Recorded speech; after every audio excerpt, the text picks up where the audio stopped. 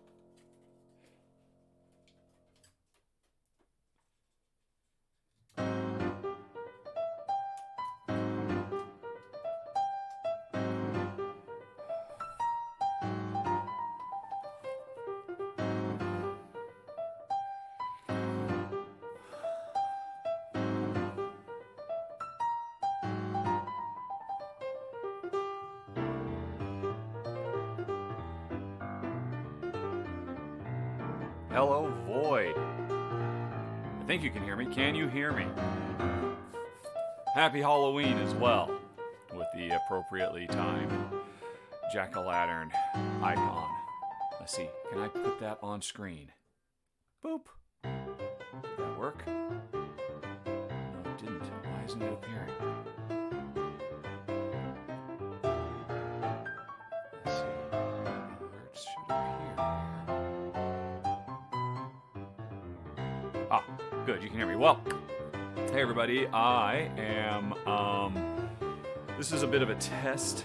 I'll talk about once I get on, when the countdown finishes in wherever it are, 2.5 minutes. Jumping the gun there.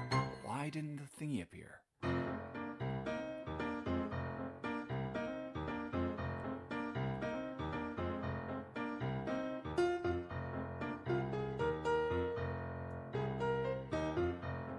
Oh, it did appear. It just took a bit. That's weird. Okay, alright, so that's working.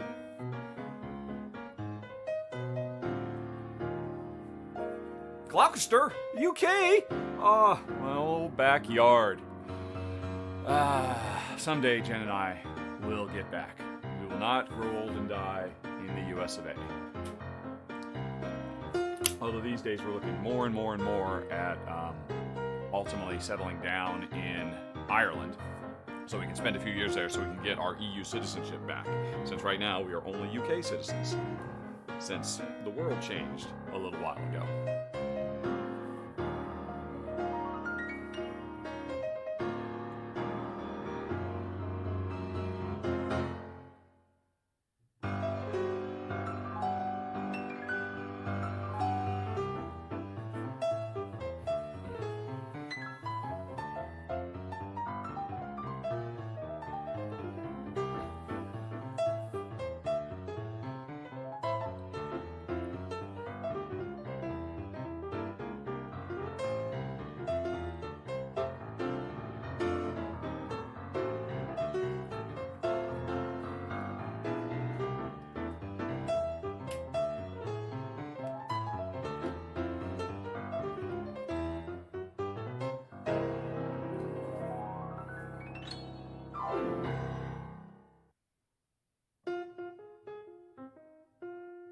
Hey James, nice to see ya. This is going to be a fairly low-key event today. I didn't announce this or anything like that. Thanks for the follow. Cabbage King. Oh, what's the AF stand for, I wonder? You're just a Cabbage King, and you're very passionate about it. Alright. Oh, we're down to 26 seconds left, whereupon I shall reveal my face to all. I must prepare and hover over the button.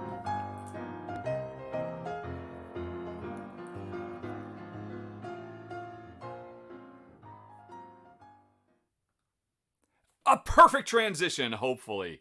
Let's see how well that worked out. Hi there. Oh, hello. Void Squirrel. So, I don't know who's all here right now. Just 3 viewers. That's okay. As I was starting to say in the warm-up, I haven't really announced this. I didn't post on Twitter. I told Patreon backers, but I only told them a half an hour ago, so I don't know that anybody was going to be up and at 'em. And that's okay, because I'm not really expecting or hoping for a really big crowd today. I mean, I'm still only what? How many followers do I have? Only 433. I've got a long ways to go. But 15 viewers, says Nazgoth. Well, that's odd. I'm trying all kinds of things today. Thank you, James. I was very proud of that transition. I hope for many more. I'm trying to use the Twitch dashboards to monitor stuff, which according to the Twitch dashboard, I only have 3 viewers live right now, and my session's been going for 6 minutes. And I've got 433 followers. Oh, I can watch my bitrate going up and down. That's all very exciting. Hello, Fidelia.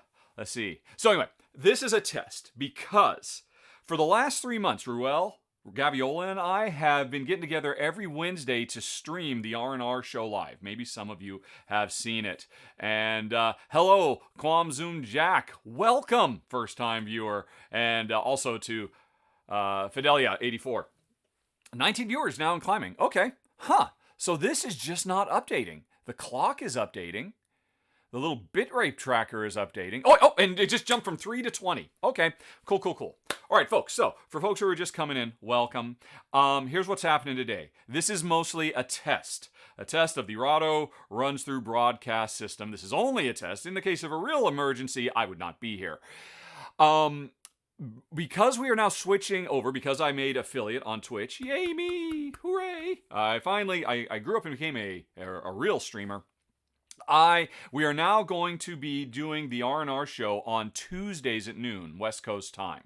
And then I'll repost it to Facebook on Wednesdays, because Twitch affiliates, Twitch has this 24-hour exclusivity thing they have to do.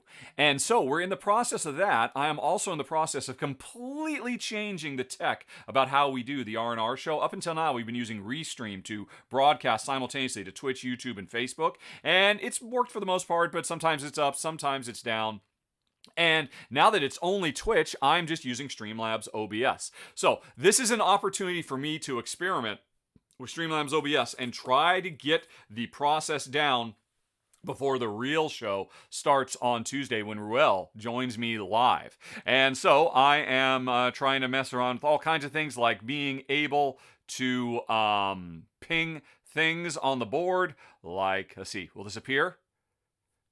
Oh, I'm looking over there, and that's a few seconds delayed, isn't it? So, okay, if I look over here, is Void Squirrels? Yep, Void Squirrels message appeared. It's just, okay, that was just a bit of a delay. Right. So I can put things up, and when I'm responding to people and whatnot. And welcome, or James is the welcoming wagon. Thank you for saying hey to Grey Deceiver. And first-time chatter, Caddishacks. So I'm learning how I can use the Twitch to know when I've got a first-timer, and I can give a special thanks to them. Also, because I'm an affiliate, I can get followers, and I can also get subscribers, which means I need to start paying attention to my followers and subscribers. So here's a sneak peek. I haven't actually talked with Ruel about this yet. I don't know how he's going to feel about this, but let me see if I can find this and turn on my... Where are they? I need to... Oh, I'm looking at the wrong one. I need to be looking at this, and then I need to turn on my follower goals. Alrighty, so right now you should see a little thing saying how many followers I've got, and thank you, Grey Deceiver, for subscribing with the Prime. Oh, Grey Deceiver, thank you very much for the $2.50. Well, let's, if only I'd had this up, I could have, I should have had this up so that I could see my subscriber goals. All right, which will appear here in a second. Wow, this seems like a really big delay. But okay, no, I think it's all working out fine. So, I haven't talked to Ruel about this yet. He was doing his monthly 24-hour streaming marathon yesterday. But I was thinking that right now the plan is every Tuesday we stream live on Twitch the R&R show. But I figured I'd have goals that once I get enough followers, once I get enough subscribers, we would get online on Twitch and stream the R versus R show, where he and I face off playing some kind of game, hopefully involving the audience and all of that kind of stuff. So this is a test of those little trackers to see if they will appear. This is also a test to confirm that I can stream and record at the same time. And it should be working. I'm going to go over and check to see if there is a file that is growing in size, because while I'm going to take this stream, I am actually recording the video as well, so I can convert it into the regular monthly roundup. Because I haven't even said, folks, if you stick around, you're going to get a behind-the-scenes tour of me filming my monthly roundup video. And I'm just going to be streaming it while I'm filming it. And the interesting thing is, I think I have it set up so that, little things like, hey, so-and-so subscribed, and we need 20 more followers, and those kind of things will not appear in the recording, which will ultimately be on Facebook. Those kind of things will only be on Twitch, because that's Twitchy type stuff. So anyway, right.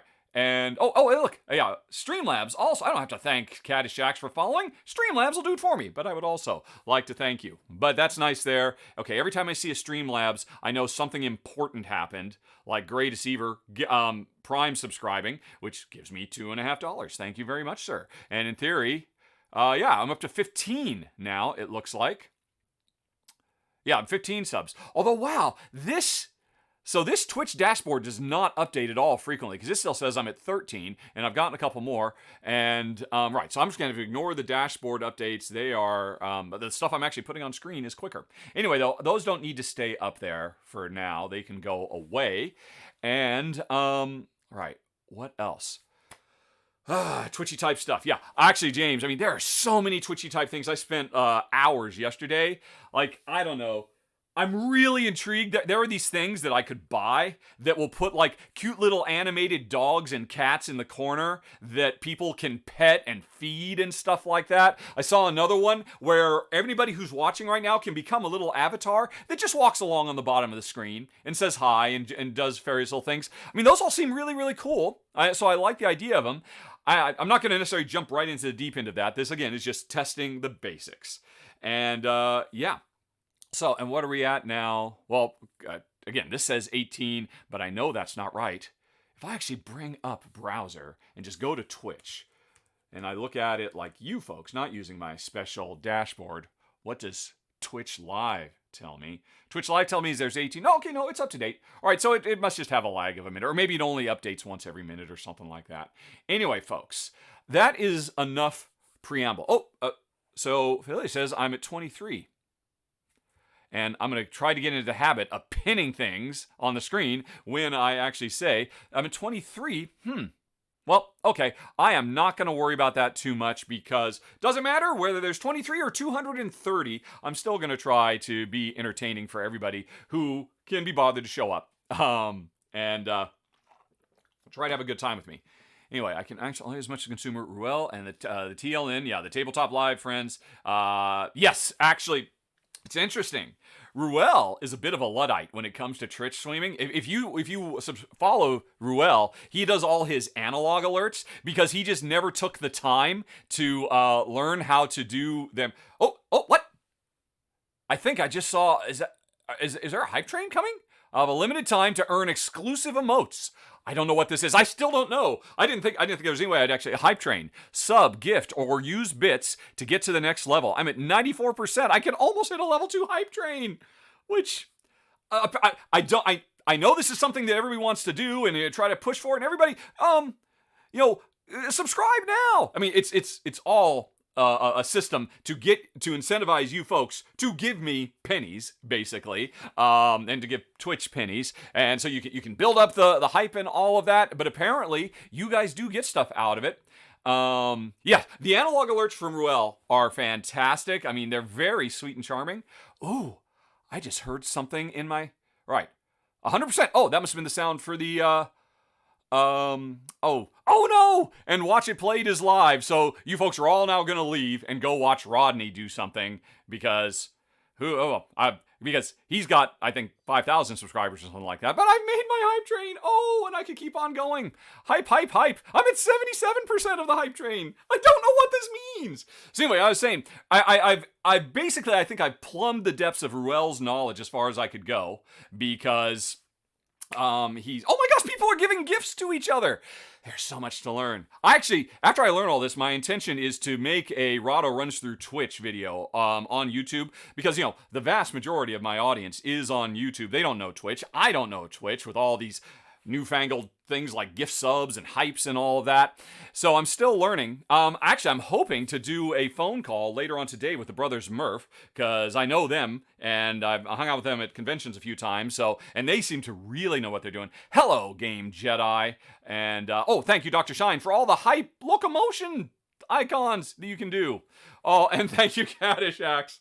Hopefully, I will put on a good show for you, because ultimately, after I get all of this out of the way, my intention, actually, while I'm still doing this, let's go on ahead and put those back on. Put my targets. Because, I'm just jumping all over the place. I'm not even remotely prepared for what is happening today. So I go to my alerts, and I show the subscriber goal and the follower goal, so you folks can track along with that.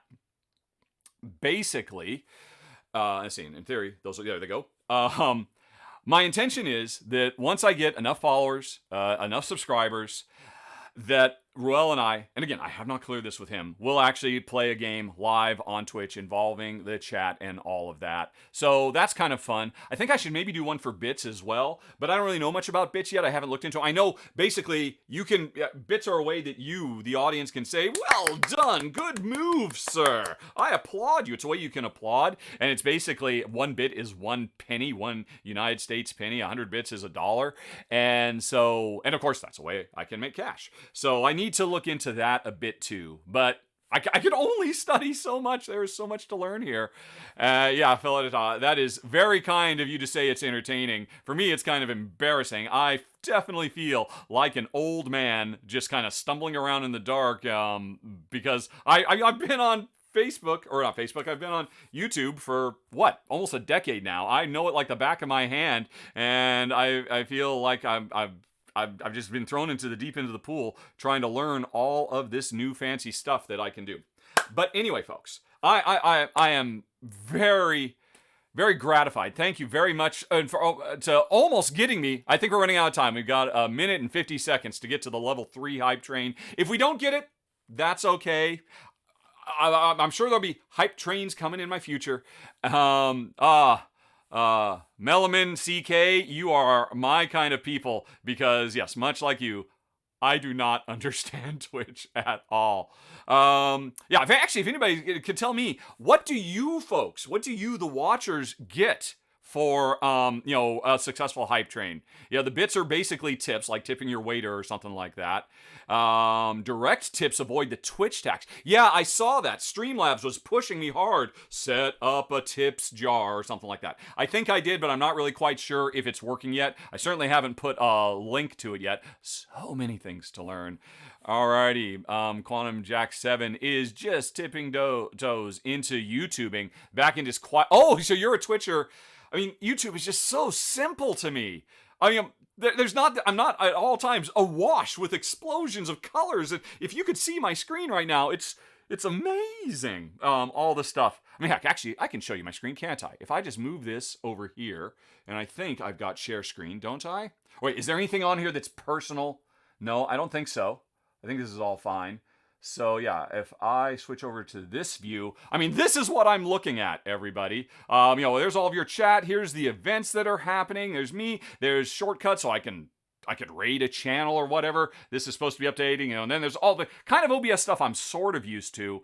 Oh my goodness, it is so much, so very much to learn. But I don't want to make this be an hour of me just repeatedly saying over and over again, I have no idea what I'm doing. So I have a real purpose, because here's the deal. Every month, and we did it! Oh my gosh, we got a level 3 hype train! Suck it, Rodney Smith!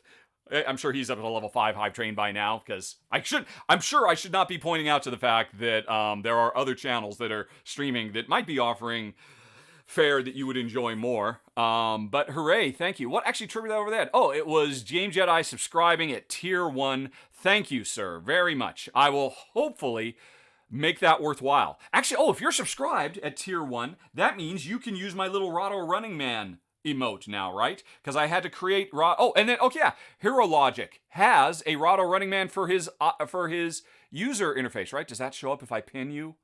Did I pin you? Boo says, why can't I click you? Click the pin. The pin is working up till now. Or is the pin not working because I moved the window? That's weird. But again, that's neither here nor there. Oh, there we go. Yep. So you can, and it's bigger than I thought it'd be. Because I had to make it like really tiny, 18 by 18, but it shows up bigger than I thought it would be. The Rahdo Running Man. Why can't I pin anymore? It was working, and now it's just, I'm clicking the pin, and nothing happens. So, shoot, apparently this being able to pin people's chats on screen is a relatively new feature. It looks like it might be kind of buggy. That is too bad. But I will try to learn more about that before we get going. Oh, there we go. Oh, I see. There are only certain things I could pin. So I could pin this Whoop Hype Train from Caddyshack's. But if I try to pin Hero Logic with the cute little kitty cat stuff, okay. So why can I pin some things? It looks like I can't pick anything with an emote. I can only pin text? Is that right? That seems to be the case. Hero Logic, you got a gift sub. Thanks to whoever gave Hero Logic a gift subscription. That is very kind of you. Yeah, that's kind of a bummer. I can't... Okay, well, I've learned this. Apparently, I can only click the things that are just text and put those on screen. That is definitely something that I will have to look into later days. But okay. But anyway, that's not. Right now I am not here. Can't pin this. Hammer time. Okay, I'm actually here to do a roundup. Every month, on the last day of the month, I sit here alone in this room and talk for about an hour straight, breaking down with a PowerPoint. I walk through a PowerPoint that lists all the games that Jen, my wife, and I covered over the previous month. And then I record that and put it on YouTube the next day. Now that I'm a Twitch streamer, I figured, I could record it by myself, or I could stream myself recording it with you folks watching around. Hello, Silver Medal Tavern. Yes, I am all about the Twitch now. Oh, that's interesting. I'm able to put yours on because I think that little smiley guy that you see all the time is a universal emoji, whereas it looks like these special emojis like Hero Logic's little animated cheerleader cat. I can't share that. I'm still gonna have to look into all that. Oh man. One thing to learn about trying to Twitch stream. Stay on target, must stay focused, because there's all kinds of shiny little colorful doodads over there that keep drawing my attention. Anyway, I am here to record my roundup. I have got my PowerPoint queued up, and I've got my sponsored by Fun Again Games logos ready to go. And so, here's my intention. What I'm going to do, I'm going to stop paying attention to you folks for a little bit. And I'm just going to record. I'm going to record exactly on there. Because it occurs to me, I always do my roundup in one. Look at you, Quantum Jack, using the highlight to distract me. And, that's interesting. If you highlight, I can't pin you. I could pin Gray Deceiver here, who didn't highlight. So there's a bunch of weird rules about me being able to pin. A highlight thing is not pinnable. Because you used a channel point. You may notice... We've only been going for 20 minutes and you already have 50 channel points? How did that happen? That's right, the little treasure chest. Anyway, I could talk all day about my slow learning thing of Twitch, but I am not here to do that. I've successfully confirmed, I think, that the basics are working. And now, what I am going to do is...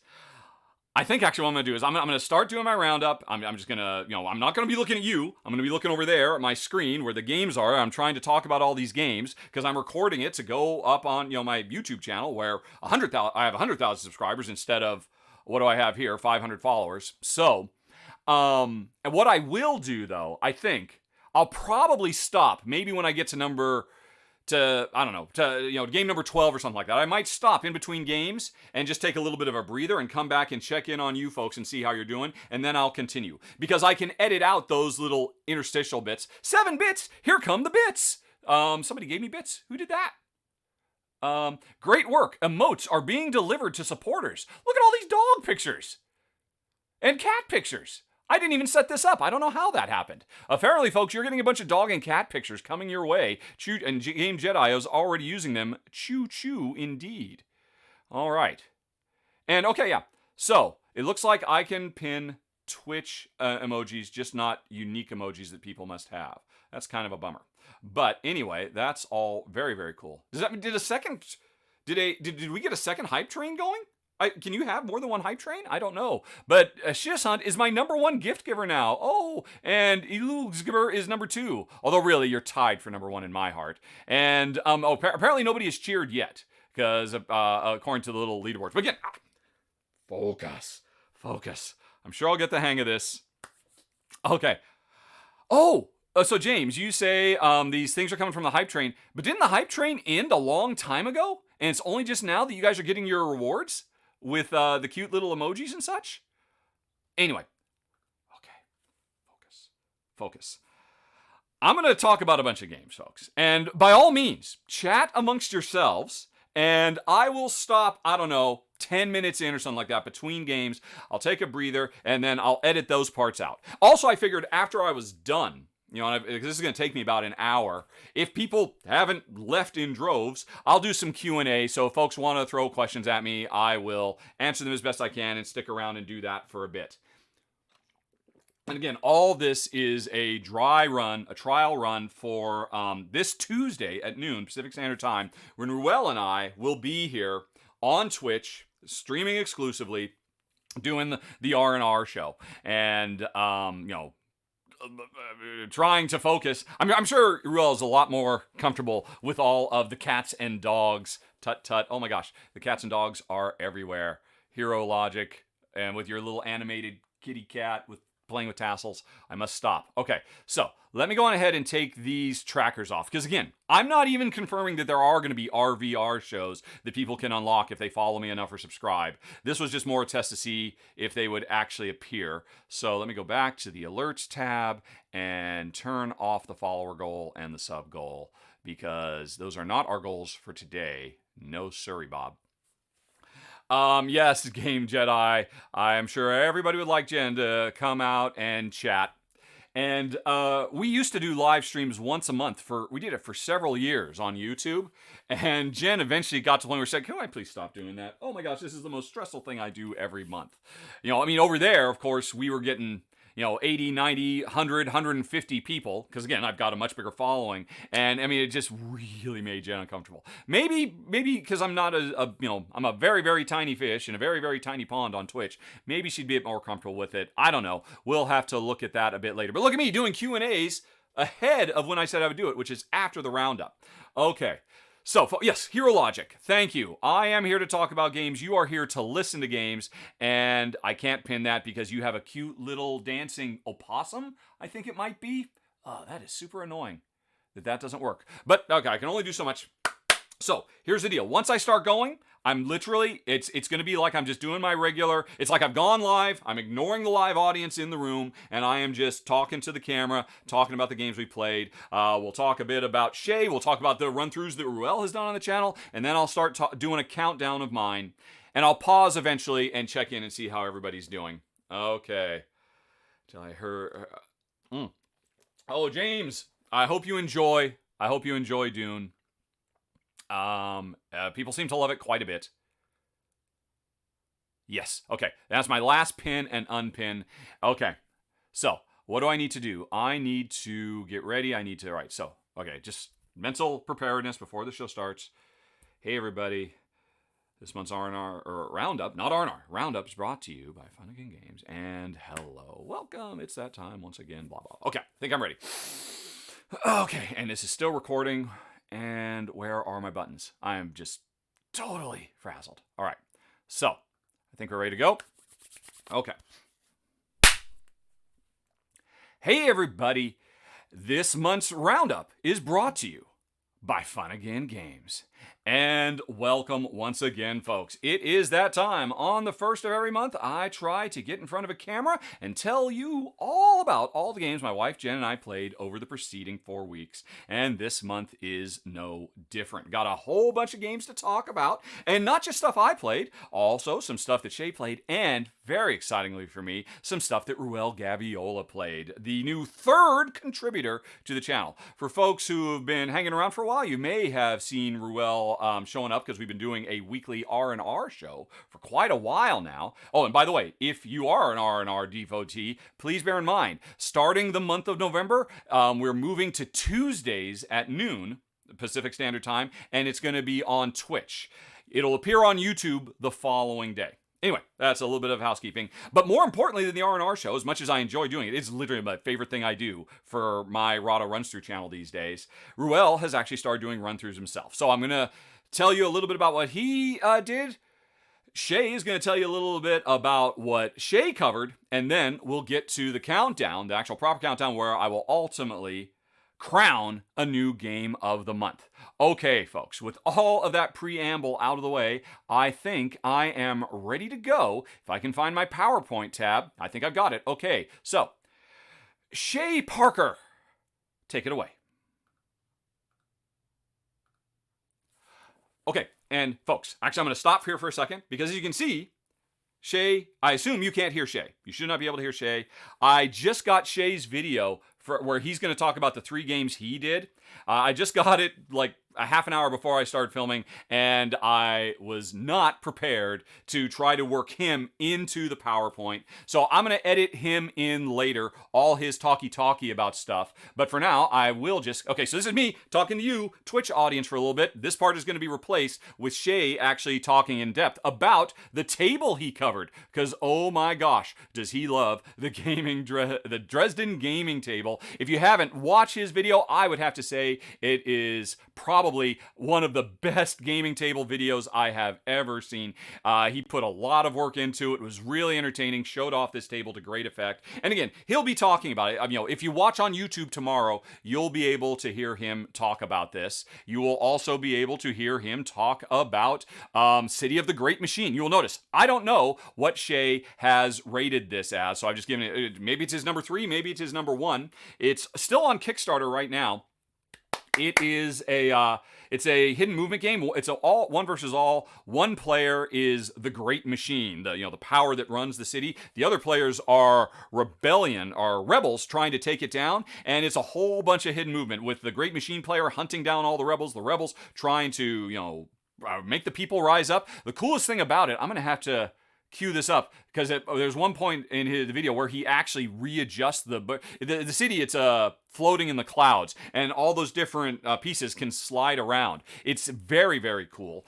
But again, I haven't played it. Shay has. So in the full roundup tomorrow, Shay will be talking about it, and he'll also be talking about Unfathomable. If I had to guess, folks, I would say Unfathomable is going to be his number 1 game of the month because it's basically a Cthulhu-esque re-theme of the old classic Battlestar Galactica hidden traitor game.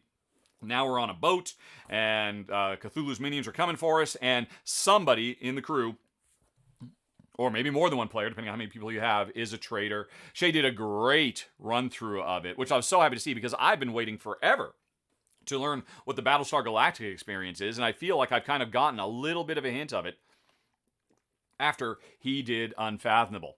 Let's see, was that... and he has one more, right? Yes, he does. Yeah, Circadian's Chaos Order, which is... this is why I'm so happy to have Shay on the channel, because in the old days, this is something that I wouldn't have covered because it's a dudes on a map running around, exerting dominance and all that kind of thing. Definitely not my bag, baby, but Shay really enjoyed it and did a really fantastic run through. Okay, so before I continue, let's just make sure everything's okay. Everything, no audio, this is fine. Yep, yeah, there shouldn't have been any audio. But when I push the next button, we're going to go to Ruel's section. And again, you won't hear Ruel because... I should have worked this out ahead of time. Ruel could have actually recorded his own little testimonial about the games he played. I just didn't get that in position in time, just like I didn't get Shay's thing in time. But again, you folks are getting to watch behind the scenes. I will clean all of this up by tomorrow. So, and thank you, Board Gamester, for the follow. As you can see, you folks can see the text down at the bottom of the screen explaining why I'm ignoring all of you. At the end of this, I will do some Q&A. I think I put that in this scrolling text. I'm in the middle of filming our monthly roundup. I thought it would be fun to stream it behind the scenes. All right. Yeah, I mean, yeah. I mean, actually, Cabbage King, I appreciate that. I mean, yeah, this is a behind-the-scenes kind of tour, but really, it's not that much different, other than the fact that you're watching it live, because I always try to do my roundup in one unbroken train of thought, because that's kind of always been my thing about my show, is that it's very spontaneous and in the moment. I try not to be too terribly prepared. So I figured, hey, why not stream it? It's like I've been streaming my roundups for years, and I just never pushed the stream button. So that's what's going on. Let's see. Watch It Played is just mic check with Rich and Rodney. So they're getting ready to do something else. Yep. Actually, no, that's neither here nor there. Anyway, so I'm going to unpin that. So that was a little break. And I'm going to put my game face back on, get a little bit more professional, and now continue. And so I'm going to talk about Ruel's stuff. Then I'm going to start doing my stuff. And at some point, I don't know, after I've been going for a while, I mean, that's the thing. I never take a break. I just do it nonstop. So me taking a break to talk to you folks is actually kind of an attractive proposition, like kind of a commercial break sort of thing. Which is you folks don't have to watch the commercial. Anyway, though. Okay. So I believe the next slide is Ruel. Let's just confirm that, because is it? There we go. Yep, it is Ruel. Okay, cool. So I'm going to go back, PowerPoint, and so.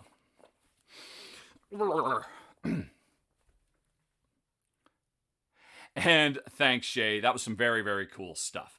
And folks, I'm not going to get to my countdown yet because, as I said right up front, October was a very exciting month. We have our new contributor, Mr. Ruel Gaviola, who is a friend of mine. I've enjoyed his stuff ever since he started streaming last year with his wife and daughter and their adorable pug, Bruno. So anyway, Ruel did 3 run-throughs this month, and they were all live. And if you were there to watch him live, you actually got to play along with him because he's doing these audience participation videos. He did one for Roll Camera, and these were his final thoughts for Roll Camera. Now, of course, I've already talked at great length about Roll Camera. Oh my goodness, so much Roll Camera. So I'm not going to spend much time with this, and next month we'll have to see if I can get Ruel to record his own little testimonials the way that Shay did, because you'd rather hear what he thinks about the games. But for now, you're going to have to hear about, well, again, I'm not talking about Roll Camera. It's probably going to be my game of the year. Let's talk about Ruel's next game he covered, World Auto Racing, which is a very cool collectible card game all about Fast and the Furious. I mean, I'm talking original Fast and the Furious 1 and 2 style street racing, all done with a hand of cards and dealing with inclement weather, upgrading your car, doing all kinds of stuff. Now, this game is actually coming to Kickstarter, and it was a paid preview that Ruel did. He also did the paid preview for Roll Camera, and he definitely, I've talked to him after he filmed. He liked this game a lot, and he expects it's going to be a really big hit when it goes live on Kickstarter in November. And yeah, it looks really cool. I think from what I've watched of his run through so far, and I do plan to watch the whole thing, which is available. I was really impressed by the very, very cool holographic rainbow-colored cards they've got for the cars. Really, really neat stuff. But it looks like if you enjoy Fast and the Furious style hijinks, and again, I'm talking about street racing, not international spy stuff, and you like card games, then you might, according to Ruel, want to check out World Auto Racing. But Ruel wasn't done. He also did a live playthrough of Perpetuity. And now this one was much more interesting to me. This game can be played cooperatively or competitively, although I think at its heart, it's a co-op game. It can also be played solo. And what we're trying to do is save a whole bunch of inhabitants of a bunch of planets that are about to get wiped out because their star is going to go supernova. And so we are doing some very, very clever delayed action worker placement. Placing workers now so they will activate later. Think kind of Kalis, but a bit more intricate, and we're doing it to harvest the resources, to build the ships so that we can evacuate the aliens and save as many lives as possible. And the coolest thing about this game is actually the central board that represents the solar system rotates. It's kind of like on a spinning, what do you call it, a lazy Susan type situation. And as the game goes on and all these planets are orbiting around the star, it will change the fundamental layout of what you're going to interact with as you're trying to launch your ships and save people. Again, you can watch Ruel's paid live stream he did of this. The game, is it live on Kickstarter now? I believe it is. I'm not quite sure, but you can learn more there. And in closing, let me just say, Ruel is doing a great job. We got a couple more games for him to be covered lined up in November. If the stars align, you'll be seeing more of him soon. But that's it, folks. Contributors are done. So now let's move on to what some people consider to be the main event, Jen's and my countdown of the games of the month. So let's start out with number 15, Tabanusi. And I am sure there are folks out there who are saying, what? Tabanusi at the bottom of the list? How could this be? It's an incredible game from Board and Dice Games. It's the latest in the T series. And don't get me wrong, folks. Do not be misled by my ranking. This is a brilliant, brilliant Euro design. This is probably the heaviest board game I have played this year. And I played a lot of big, heavy ones. And it's interesting. I mean, this game I wouldn't say is like super complex. It's just really deep. As we are trying to build up these almost prehistory era cities, it's a game of, gathering goods and converting them into other goods to build stuff to score points, like most Euros.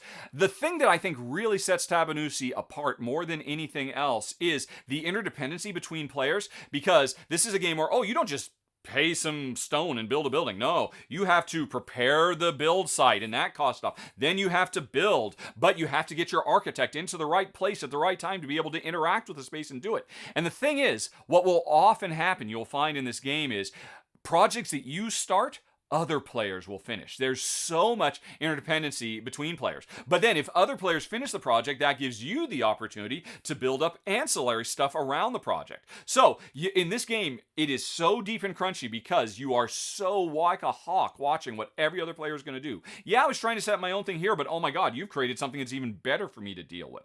Although you've got a really just wonderfully clever action selection system to let you choose, because basically this is a dice drafting game, and I love dice drafting. One of my favorite mechanisms. Every round there's several different silos of dice. You start out standing next to one of them, you take a die out of the silo, and the number on that die tells you what area of the board you're going to deal with next round. So there's a really interesting mix of immediate and short-term and long-term planning. And then on top of that, the way the world is constantly changing and evolving in ways that you can take advantage of because of what your opponents have done, make Tabanusi a brilliant design. Why did it come in at number 15 then? Sometimes this happens for me and Jen. A game is too heavy. There's just too much going on, and it just kind of makes our brains melt down. Tabanusi is one of those. One of those ones that I imagine will probably end up getting a 3.8 or something like that on Board Game Geek as more people play it. It just goes a little bit over the edge. Also, not for nothing, I would have loved to see the wonderful solo mode. It has a really smart solo mode, which is why I demonstrated in my run-through. I'd love to see that be usable in a two-player game so we can get the equivalent of a third player in the mix, because a game that is all about seeing what your opponents are doing and responding to that is going to be more interesting with more opponents. So as a two-player game, I think some of the special sauce of this game is lost, because often you can start and finish your own projects because there's only one other player moving around and interacting with the world. So it's a smart design, but that, I would have liked to see it just a little bit more for two-player. And I mean, and again, for me and Jen, maybe just a slightly less heavy experience, but a brilliant design. My number 15 of the month, Tabanusi. Then we move on to number 14, Paris, the City of Lights, or La Cité de Lumière. This is a really clever double-decker tile layer, is what I like to think of it as, because the game plays in two halves. The first half of the game, we are laying tiles that will become the foundation of what we can build on.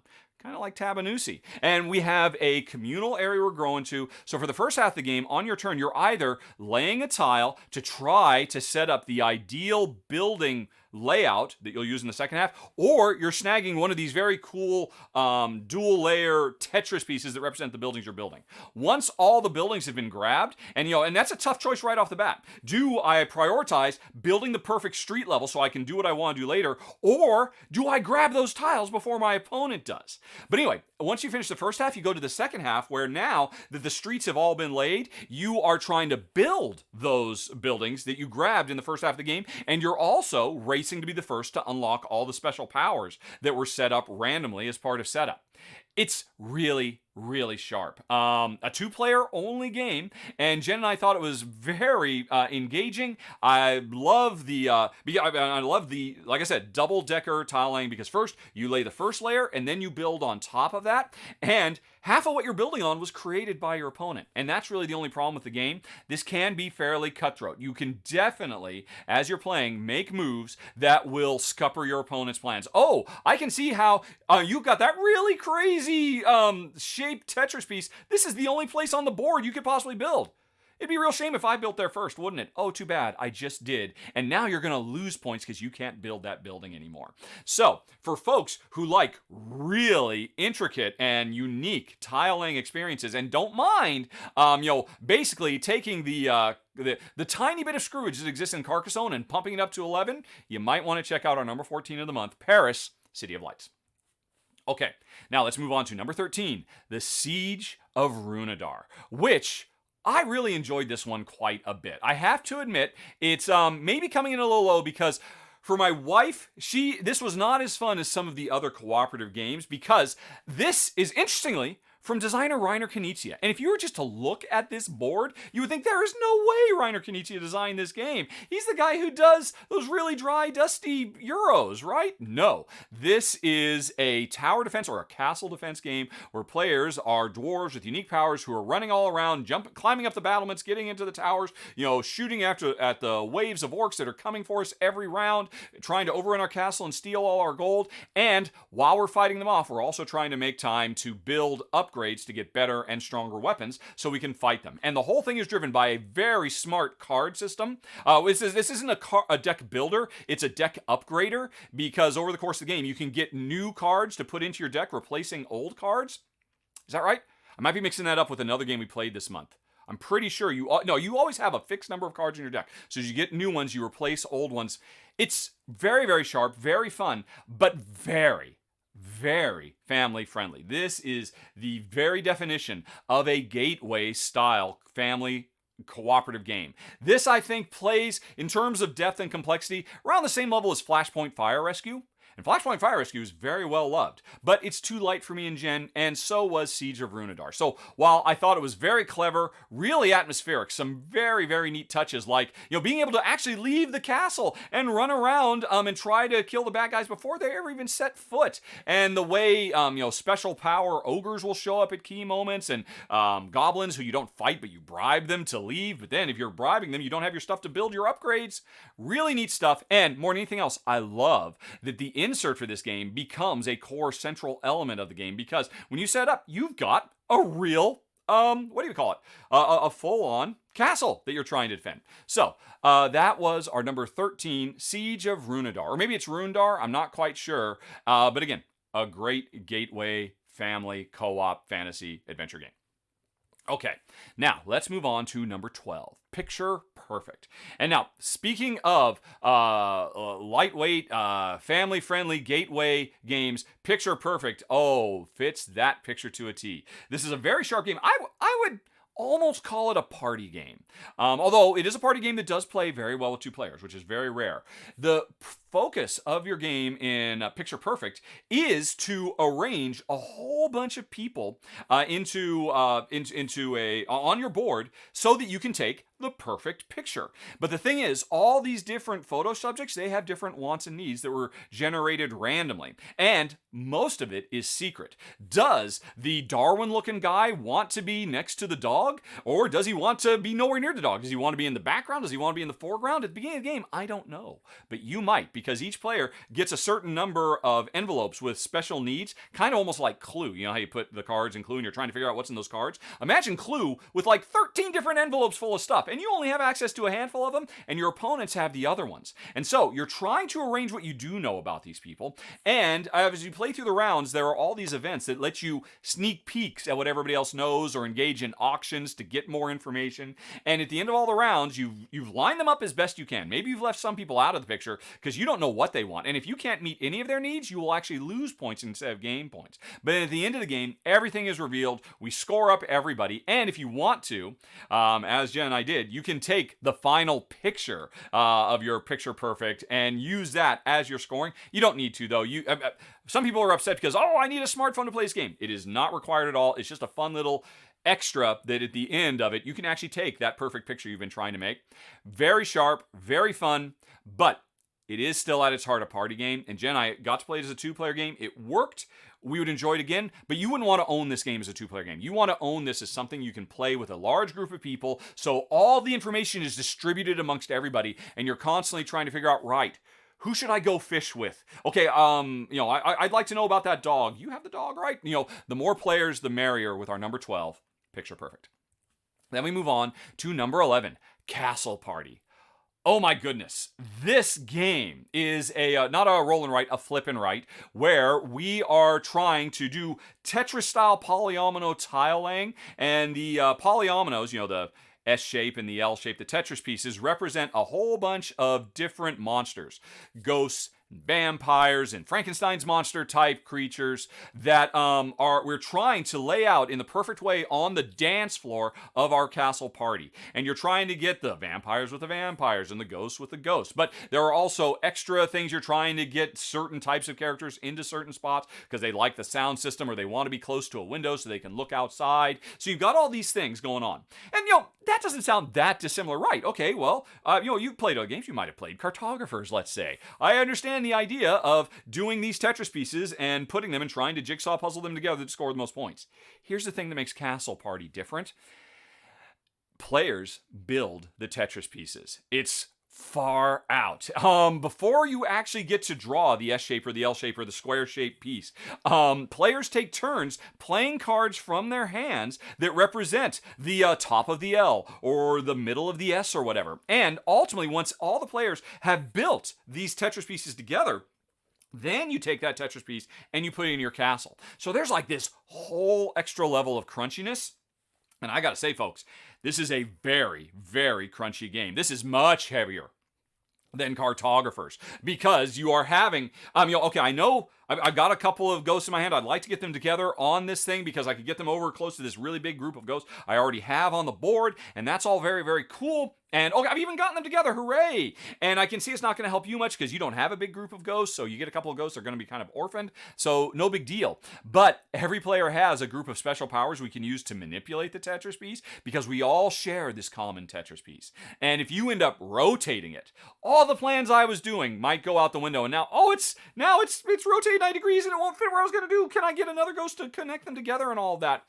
It's sharp, it's fun, it's simple to understand, simple to teach, but really, really crunchy. Now, I guess maybe at a higher player count, because Jen, I only played it at 2, which means each player gets to build 2 of the 4 sections of the polyominoes. At a higher player count, you're only going to get to build 1, so maybe that's a little bit more frustrating. I've only played it at 2. We were really impressed. Again, the only reason it comes in at the lower end of our rating list is because oh my gosh, there were so many times as Jen and I were playing that we were like, oh, honey pie, I'm so sorry. I know this is exactly what you need, but boom! She's like, no! This game, either on purpose or totally by accident, you can constantly be ruining the plans of other players. And now, that's okay if you don't mind that. But for me and Jen, there were 2 things. One, we were constantly messing with each other, and we didn't necessarily want to do that. And 2, I can't stress just how crunchy this is. I mean, we actually tried to play a run-through, Jen and I filming a game of it for our Patreon backers this month, and we got about halfway through the game, we realized, oh my gosh, this is going to be the worst video we've ever done, because the whole thing was us sitting and crunching and thinking in silence and just groaning, because it is much, much deeper than your typical roll and write. So if you're looking for something with a lot of crunch, a fair bit of screw thatness, and a really unique approach to Tetris tile laying in a flip and write formula, you might want to check out my number 11 of the month, Castle Party. Phew. Okay, I'm gonna take a break for a second. Hey everybody. Again, normally I would just keep going. And the thing is, normally when I do these, oh my gosh, I am so exhausted at the end. So how are we doing? Looks like I'm still hovering around the same 20 or so. You folks have stuck with me. And thank you, Cabbage King. Hydrate. Oh, apparently, yes.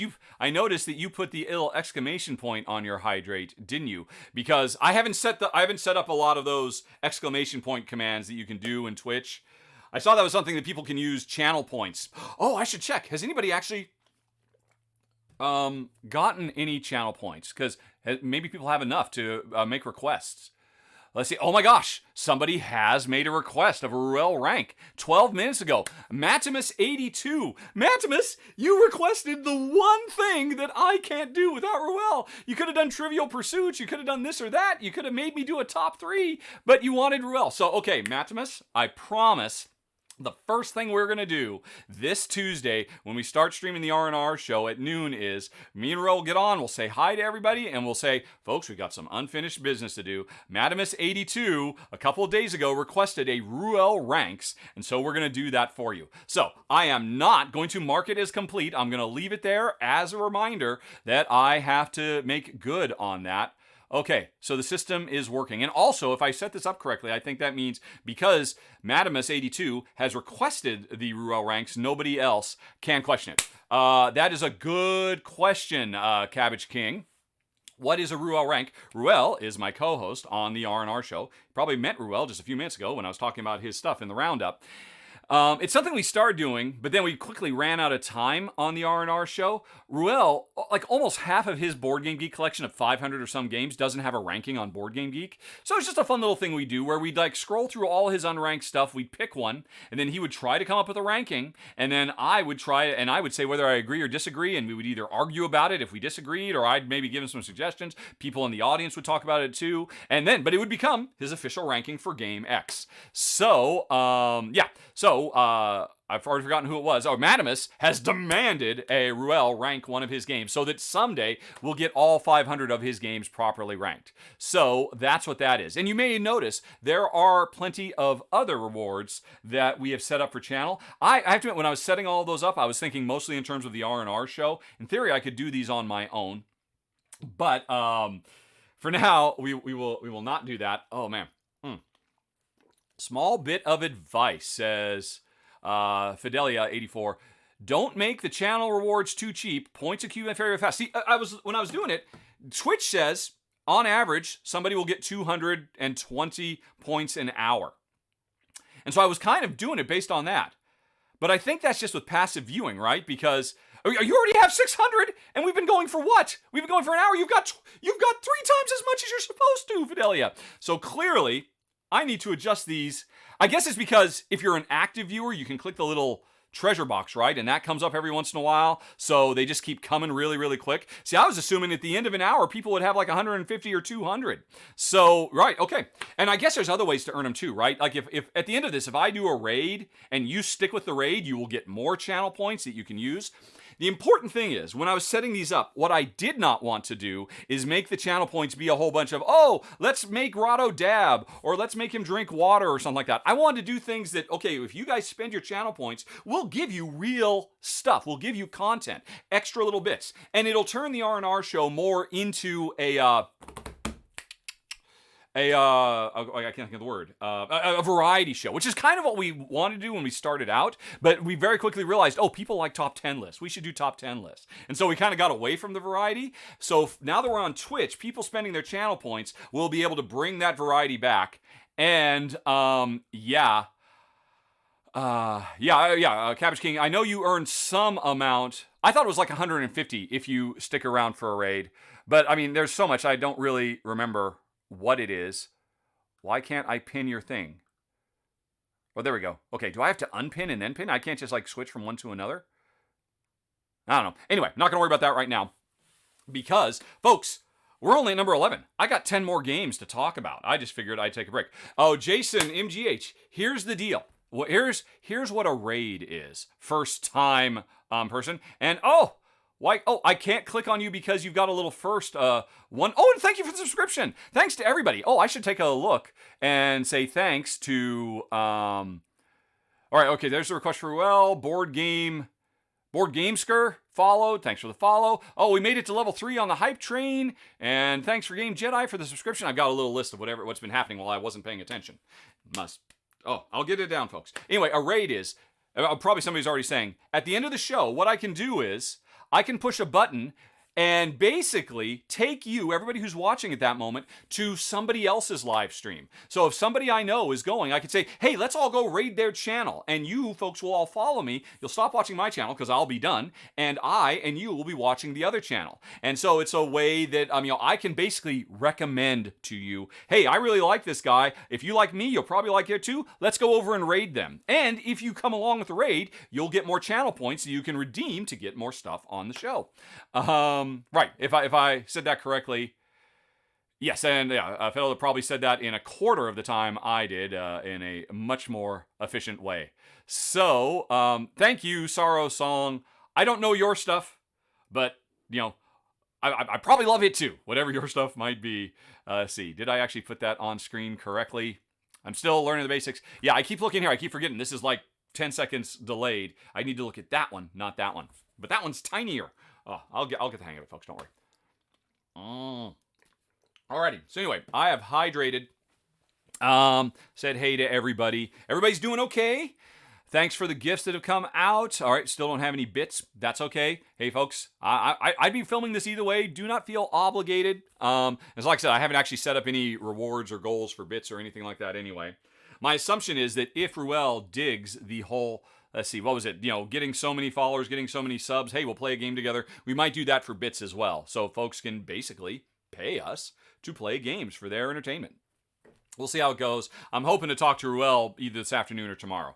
But for now, one more swig of the sweet stuff, and then we got to get back to what we came here to do. Right. Okay.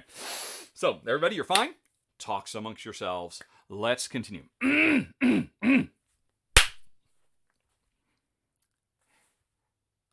And now we move on to my number 10, Seven Wonders Architects. Now, I think this is going to be a big, big game because, of course, Seven Wonders is one of the biggest... it's not really a board game. It's a card game at its heart. There's no real board. One of the biggest modern designer card games that have ever come out. Probably one of the most important and influential games to have come out in the last 2 decades, quite frankly, because it really popularized the idea of card drafting, and so many card drafting games and games that just use card drafting as one of their many mechanisms ever since Seven Wonders caught fire. And Seven Wonders, for the longest time, was in my top 10 games of all time. It recently fell very, very precipitously, but for reasons that are neither here nor there.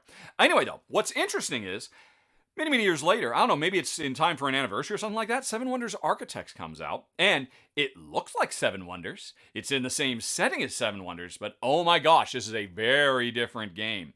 This is a very, very lightweight, again, I played several family-level gateway-style games this month. And, while they were all a little bit too light for me and Jen, that's why Seven Wonders Architect comes in at the low end.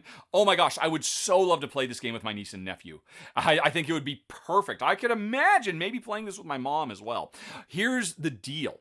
Everybody picks one ancient wonder of the world they're going to build.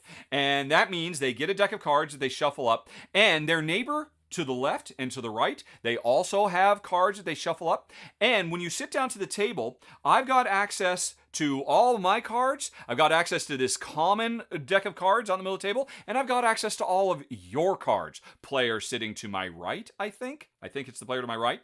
And on my turn, it's super simple. I either take one of my cards, because I can see them face up. I take one of your cards, which I can see face up on your deck, or if I don't like either of those, I draw blind from the central deck. And then whatever the card is, I just do what it says. I get building materials that let me build my wonder. I get gold, which is a wild card. I get science. I get, what are they called? The luxury, the culture stuff. All of the beats, the warfare, pretty much everything you expect in Seven Wonders is here, but it's all simplified and streamlined down to be a very, very fast and fun game where on your turn, you just make one turn. I take that card, or that card. I build. I'm getting closer and closer to finishing my wonder, or I'm getting closer and closer to getting big points with science, or I'm building my army closer and closer so that when we have a little war, I'll score points and you won't. It works really nicely. All the beats of Seven Wonder broken down into a true gateway game. Because people have always said, I've never understood why people say the Seven Wonders is a great gateway game. It's a terrible gateway game. Trying to teach a game where you can't see somebody's cards and there's 5 billion icons. This is the Seven Wonders that you use to convert newbies into board game geeks. And I think it would do it very well. It only comes in on our run through, our countdown a little low, because it is still very, very light. I'm seriously considering keeping this around just in case I need a great intro into modern board games, because Seven Wonders Architects is perfect for that. It's fast. It's also like a 15-minute game, and it's really, really sharp. My number 10 of the month, Seven Wonders Architects.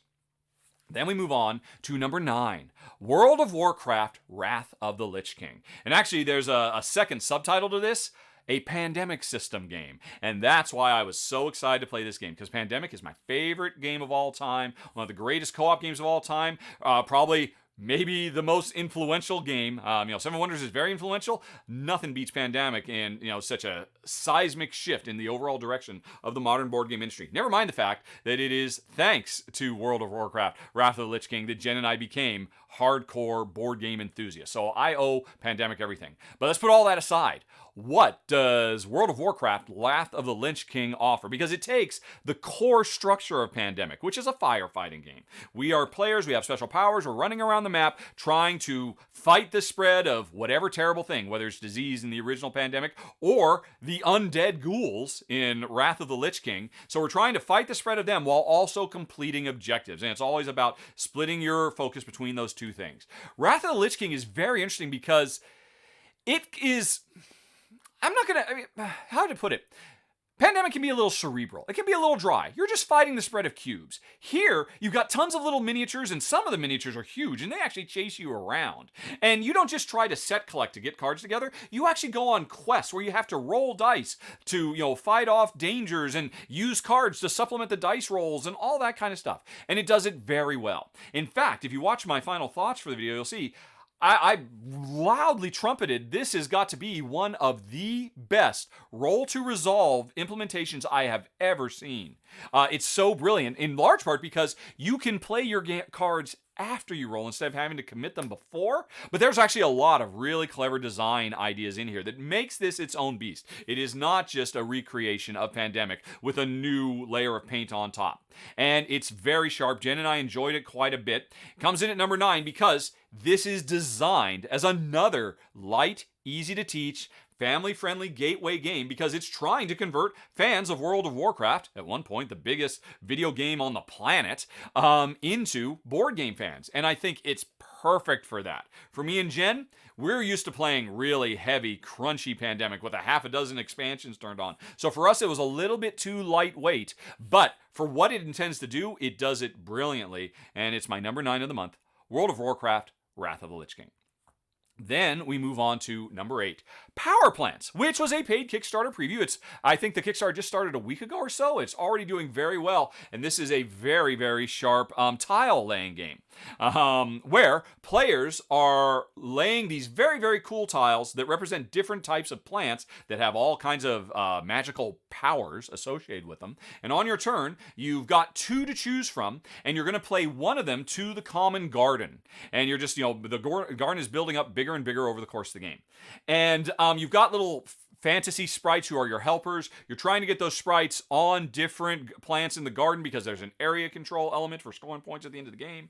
And, sometimes they can score points in different ways. But the most important thing is you pick whatever tile you're going to play, which is going to have a unique power. And the game comes with 8 plants, and there's only going to be 5 every time you play. So each time you play, there's going to be a very, very different combination of powers. They'll be able to combo in different sorts of ways. But anyway, you take that, you apply it to the garden, and then you have to make the truly important decision. Are you going to activate the tile you just placed for a really big powerful boost? Or are you instead going to activate every tile that is adjacent to the tile you just placed for little baby powers? And that is awesome because, the main powers are really, really great, especially in the early game. But once this garden starts getting bigger and more complex, if you can place and do like 4 special little baby actions that can combo in all kinds of ways and give you big points and control of the board, it's a wonderfully smart and puzzly game. I'm very, very impressed by it. The presentation is fantastic. Again, another super simple, easy to teach game, but with real depth and meat to the decisions. Again, the only problem, it is an aggressive game. A sizable portion, several of the plants you can do are all about messing with your opponents, kicking their sprites off the board that they've worked so hard to try to carve out their little section of the garden. And it was just a little bit too much for me and Jen. Man, if everybody had their own private garden that they were working on, and the powers were all associated around that, this could have been in my top 3 of the month easily. Because that core puzzle, do I activate the one tile or do I activate all the adjacents, is brilliant. And I just want to see that transposed into a game that doesn't have any cutthroatedness in it. But even still, in spite of that, it comes in much higher than several other games. And in fact, actually, my wife loved it.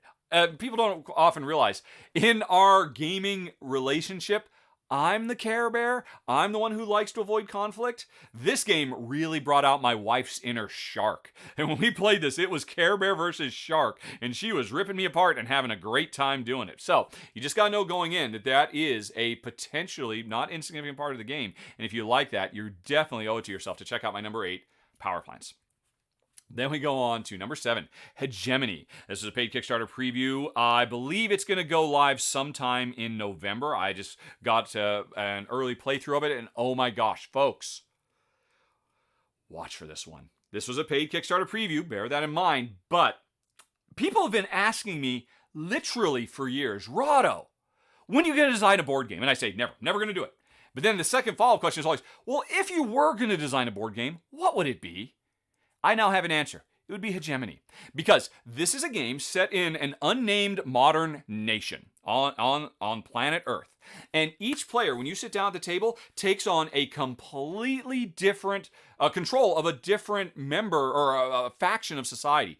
One player is the working class, one player is the capitalist class, one player is the middle class, and one player is the government. And this is a very asymmetric game because everybody is playing their own unique game with their own unique needs, their own unique wants, their own unique special powers, and everybody has a very, very thick deck of very, very cool, very thematic action cards. And every year, and I think the game takes place over 6 years, or actually it's every decade, you have 8 cards. And over the course of the decade, you're going to play 6 of them. You either play them to do whatever it says on the card, or you discard them to activate one of your basic actions. So this is a multi-use card game to the max. And oh my gosh, I mentioned this earlier, the idea of players really synergistically linked. What I do creates the world that you play in. I have never seen a game push that idea as much here because, the capitalists and the middle class, they start corporations and small businesses. The working class actually provides the labor to make them successful. The working class player can just go on strike if they feel like they're not being taken care of so that their basic prosperity needs are met. The capitalist class has a completely different goal of just trying to accrue capital because they already have all their basic needs met. But they have more they have to deal with in terms of taxes because they've got payroll taxes in addition to corporation taxes where, probably my favorite thing about the game is the 4th player, who is the state, who runs the government, they win the game because this is a competitive game, even though it's very collaborative. And players are often working together towards a common goal that will rise all boats. It's still, at the end of the game, there's going to be one player who is deemed to have done the best job for their particular facet of society. And the state player, I so want to play them Their job is make everybody else's needs met. They win if they are the ones through government subsidies, work for hire programs, or under table dealings for the rich fat cats, whatever it might be. They do better as when they gain more legitimacy by helping the other three players, and they want to help the other players to achieve their goals, so that they can win. I love that idea. Everything about this game is absolutely brilliant. This is another potential top of the list. The only thing that keeps it down, because, oh my gosh, the game is so brilliantly realized. And interestingly, the developers who have been working on this for years have brought in, I think, a half a dozen different real-world economists, professors, PhD candidates to provide feedback and help divide so that they could have a really, really fair and balanced representation of the way our real world works and the interplay between these different factions, and how really at the heart of all our problems is everybody pushing ourselves forward. And so there's a fundamental message that I really loved here. I love the implementation. The gameplay with all the multi-use card stuff was really, really brilliant. My only problem is with the prototype I have, if you play a 2-player game, one player's working class, other player's capitalist, there is no middle class, there is no state. You must play 4-player to get that state player in. And that breaks my heart, because I'll never play it as a 4-player game. But the developers have told me that they do have stretch goals that if it does well, they'll have the resources to be able to work with people to create automa players, so that, hey, you know what? As a 2-player game, you can still have the 4-player experience, because I could be the state and there's an automated working class player or whatever it might be. Plus, that would ultimately open the door for solo play as well. People are going to want to play this game solo in the biggest, baddest way. My run-through will be coming forward very soon, because like I said, it goes live on Kickstarter next month. One of the most impressive and ambitious board game designs I have ever seen. And it answers the question, what kind of game would I want to create? Because I would want to create something that, Euros, which is what I love, are all economic simulations. But they're these weird economic simulations where everybody's trying to do the exact same thing, just do it better than everybody else. That's not the way the real world works. The real world, we're all doing different things and trying to do it better than everybody else. And so, Hegemony is an amazing title, and it's my number 7 of the month. Oh, also, it's a little on the long side. I would love an express version of the game. Jen and I, we played it twice, and first time it was over 3 hours, second time it was like 2.5 hours. It's a big old beast of a game, but it's brilliant, and folks need to be watching for it. My number 7, again, Hegemony. Okay. Let's move on to number 6, Titania Ascending, which is a flip and write, and it's on Kickstarter, so it's a paid preview. And again, I think this goes live tomorrow? I'm pretty sure the day after this roundup goes live, I believe this will be live on Kickstarter, so you'll see my run through of it then. But oh my gosh, folks, if you like, it is hard not to draw parallels between cartographers, and because this is definitely a game that takes inspiration from that, because this is a game all about having these Tetris-shaped pieces that represent different battle formations of fantasy creatures, dragons and fairies and sprites and all of that. We are helping Titania, the queen of the Fae, array her forces so that she can take back Earth from the greedy humans who have befouled it. And so the game comes in 2 halves. The first half, we're just trying to lay out all of her forces, and we're doing that by doing a multi-draft system where the card plus the associated room determines what you can actually put on your board. You're trying to squeeze them all in as tight as you can, but you're also trying to get the right things next to the right stuff to score bonus points.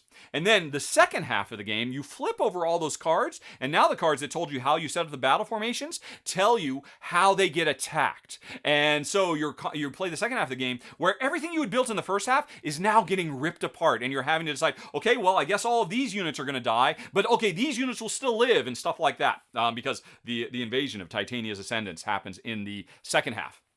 Now, this is all very, very cool. It's very, very sharp, very fun, really clever. Entwined drafting, like Cascadia or something like that. Really cool, cartography-esque, flip and write, Tetris puzzle piecing together. But folks, I buried the lead. The most important thing about this game, cooperative. Oh yes. Finally, after this huge explosion of popularity of roll and writes we've had over the last few years, we're finally starting to get some cooperative ones, which is what I've been desperate to see. The most brilliant thing about this game is we are working together to help Queen Titania take back the earthly realm. And so we are, and the way the cooperation works is when it's my turn, I have to pick one of the battle formations, and we both have to draw it on our own unique maps with our own layout. And so there might be, oh, this L shape is perfect for me. I'll be able to slip right over there. And meanwhile, you say, oh my gosh, I have no idea what to do with that. I might have to pass. I can't even put that on my map. Could you please take this other one instead? I'm like, oh, yeah, okay, I could make that one work. And so the collaboration between players, because every choice you make affects me, every choice I make affects you, and we have to work to overcome the destruction that is ultimately going to be wrought against us. Very clever. Again, for lack of a better term, if you wanted a cooperative cartographers where players are working together, although don't get me wrong, you can also play this competitively and you can play it solo, but at its heart, it's a sweet, sweet roll and white co-op game, and I want to see more of that. And it's my number 6 of the month, Titania Ascending, coming to Kickstarter soon. That was a paid preview. Okay, let's go on to number 5, Goblivion. Oh my goodness, I've actually had this on my shelf of shame. And yes, I know people like to call shelf of shames shelf of opportunity. And I support that, but I'm ashamed at all the games that are out there. Some of them publishers have sent to me years ago. And Goblivion was one of them. And it's just been staring at me for so many years on that shelf. I'm like, no, this is the month. We will play Goblivion. And we will like it. In fact, we will love it. It's my number 5 game of the month for a reason. Oh my gosh, it's so sharp. This is a communal, cooperative deck building game where players are trying to train up a deck full of useless fantasy citizens, blacksmiths and farmers and pickpockets and, peasants, because the goblins are coming. The Goblivion is here. And so they're going to be coming wave after wave, turn after turn. And when it's your turn, you pick, right, what kind of upgrades are we going to do? And based on the upgrades you choose, we draw a certain number of cards. And if we can get the cards, all these different characters to combo well together, because we're drawing from the same deck, but we're going to get a unique hand of cards every round, we can start triggering all kinds of very, very cool combo strings to get the resources to be able to train our regular people to become soldiers and, magic users, or give them big mechs that they can run around in and stomp the goblins. It is really, really smart. The cooperation is really, really good too, although, again, like the previous game, there is a way you can play this competitively as well, but we had such a wonderful time because it's a case where it's your turn. You make the choice. We both have to live with it, and it's going to work better for one player than another based on our special powers and whatnot. But at the end of every round, the goblins are always coming, and when one or more goblins attack, they say, right, draw this many cards, and then that's where hopefully I get to draw all the cards out of the deck that were the trained up super powerful cards that we've been working on so that I can make these really, by the end of the game, you might be drawing 10, 12, 14 cards. Imagine playing a game of Dominion where, okay, I've got this round to kill these 3 goblins. I'll do it by drawing 15 cards, and now I will try to make a super epic, mega awesome combo of all those cards to generate enough force to take out the dragons and the goblins and everything else that are trying to run us over. Oh my gosh, it's so satisfying. Some of the most satisfying, that feeling when you're playing a pandemic-inspired deck builder where you get that one turn, it's like, oh, it just came together and I did this and that, let me do this and that and the other. This game is full of moments like that. And the longer it goes, the more satisfying they get. And unlike Dominion, which can be kind of annoying, like, okay, can you get, I'm happy for you, you're getting to do all that stuff. Can we just move on? I'd like to do my stuff. This game is all simultaneous play.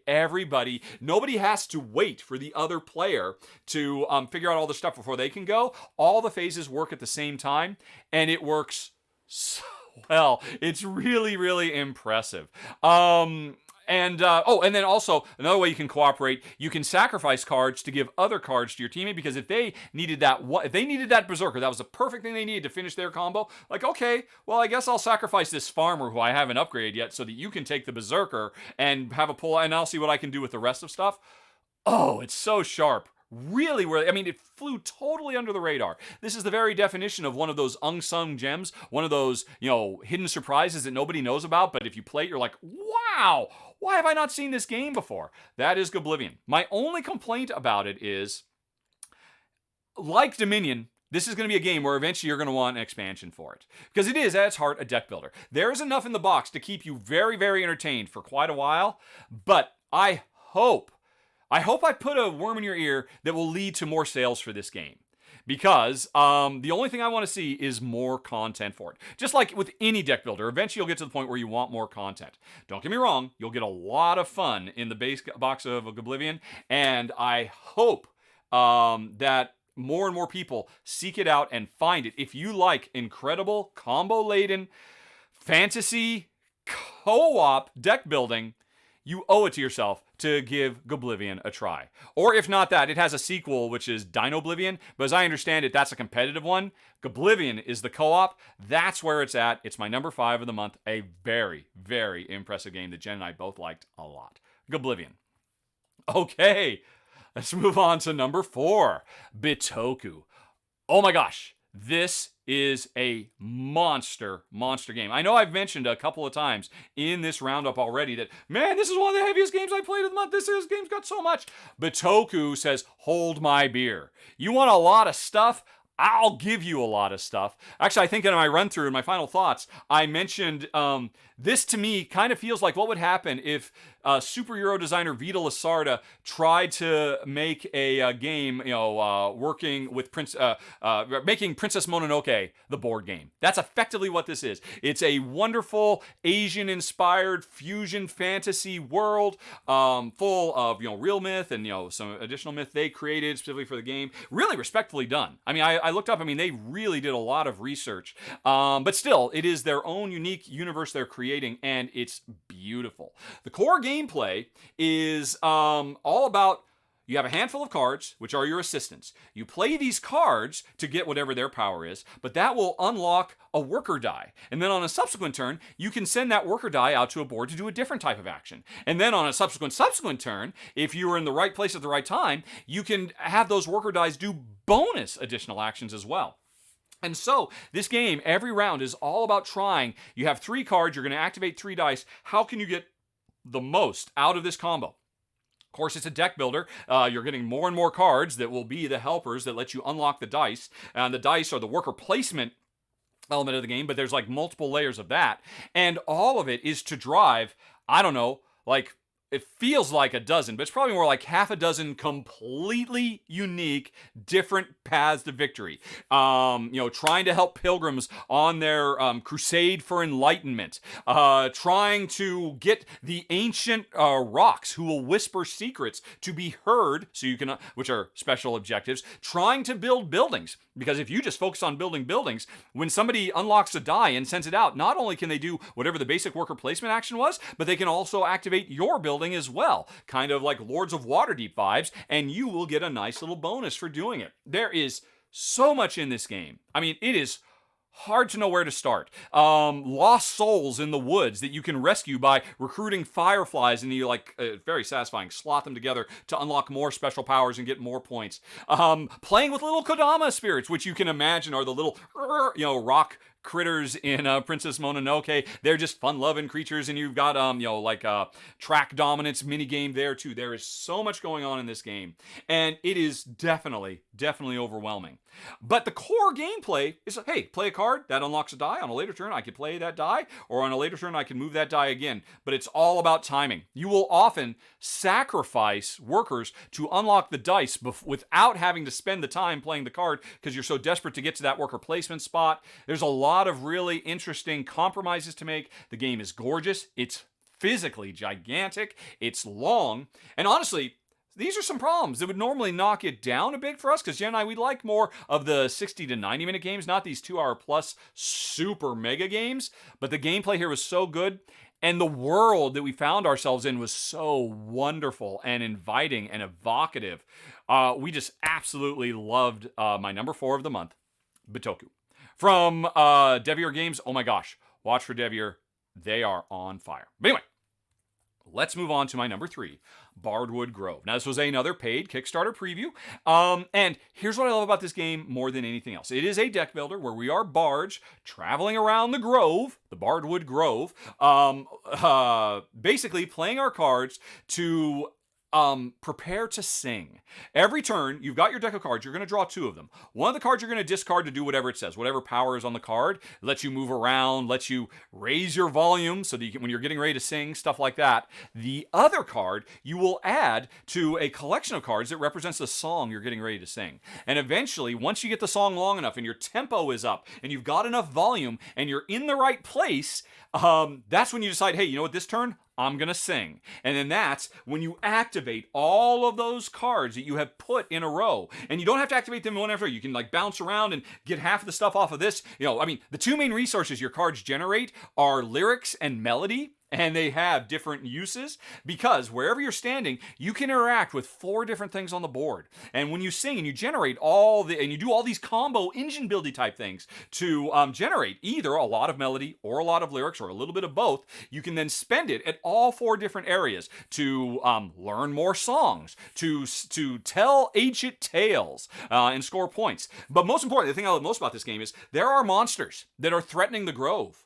And fortunately, there's no bloodthirsty heroes around to kill them. Instead, there's bards. And if we sing to the monsters, we basically soothe them. And they're no longer rampaging, and we literally rescue them. The game says you rescue the creatures. And so this is a game that is nothing but positive, happy, upbeat vibes. As instead of killing everything we see, we rescue everything we see. And then, as a little nice bonus, you can go down to the local pub and you can tell stories about how you faced down the brave creature and you returned it back to the wild.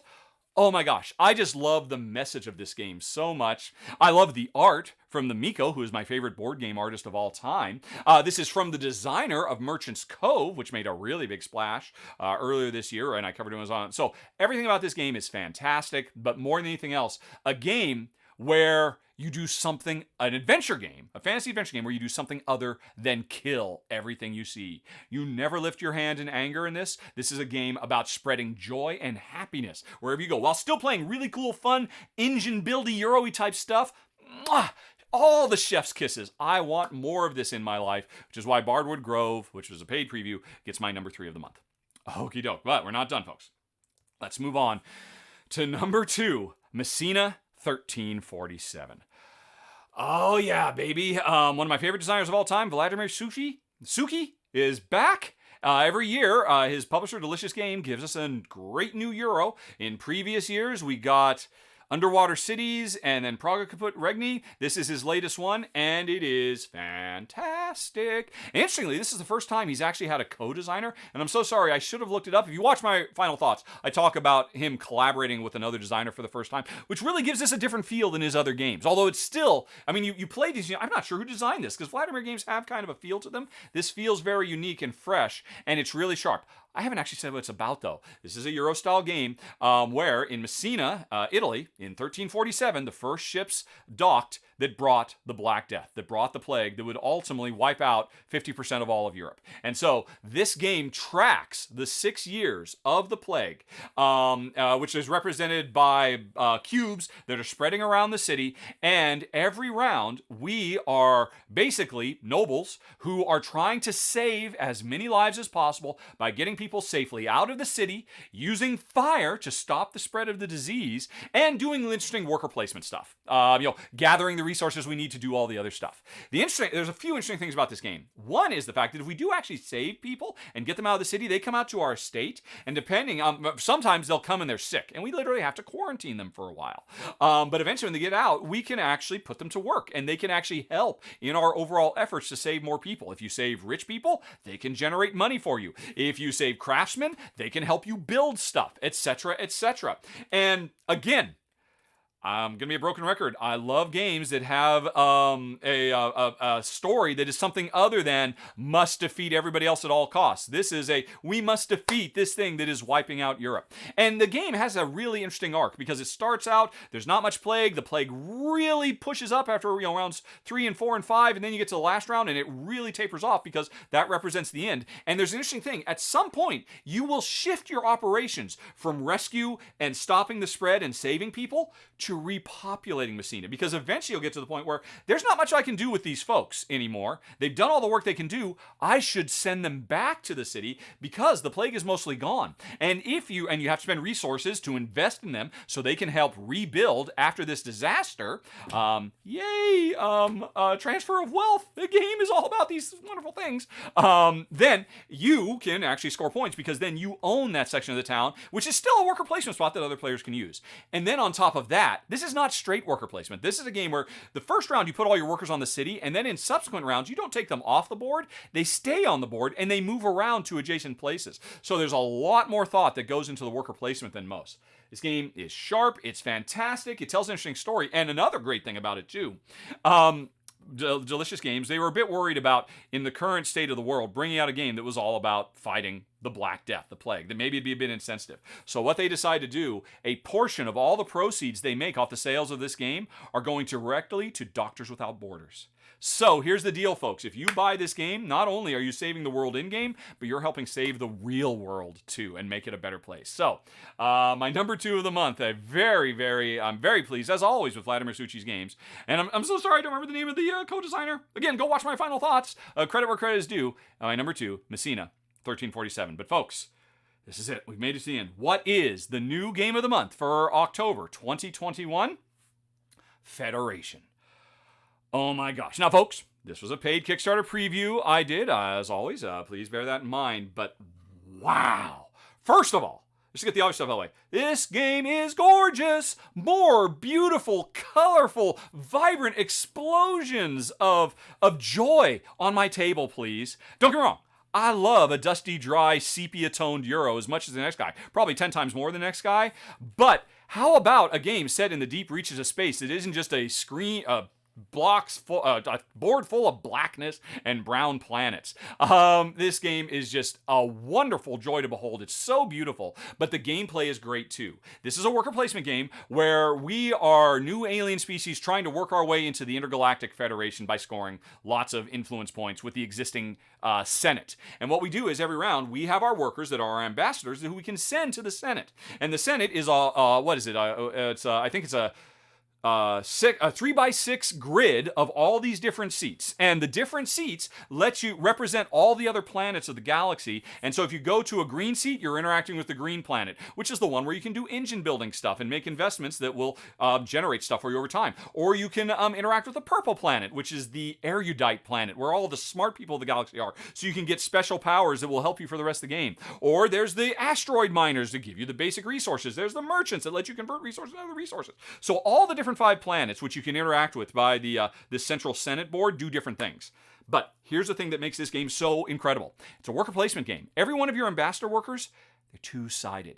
So I talked earlier about how much I love multi-use card games.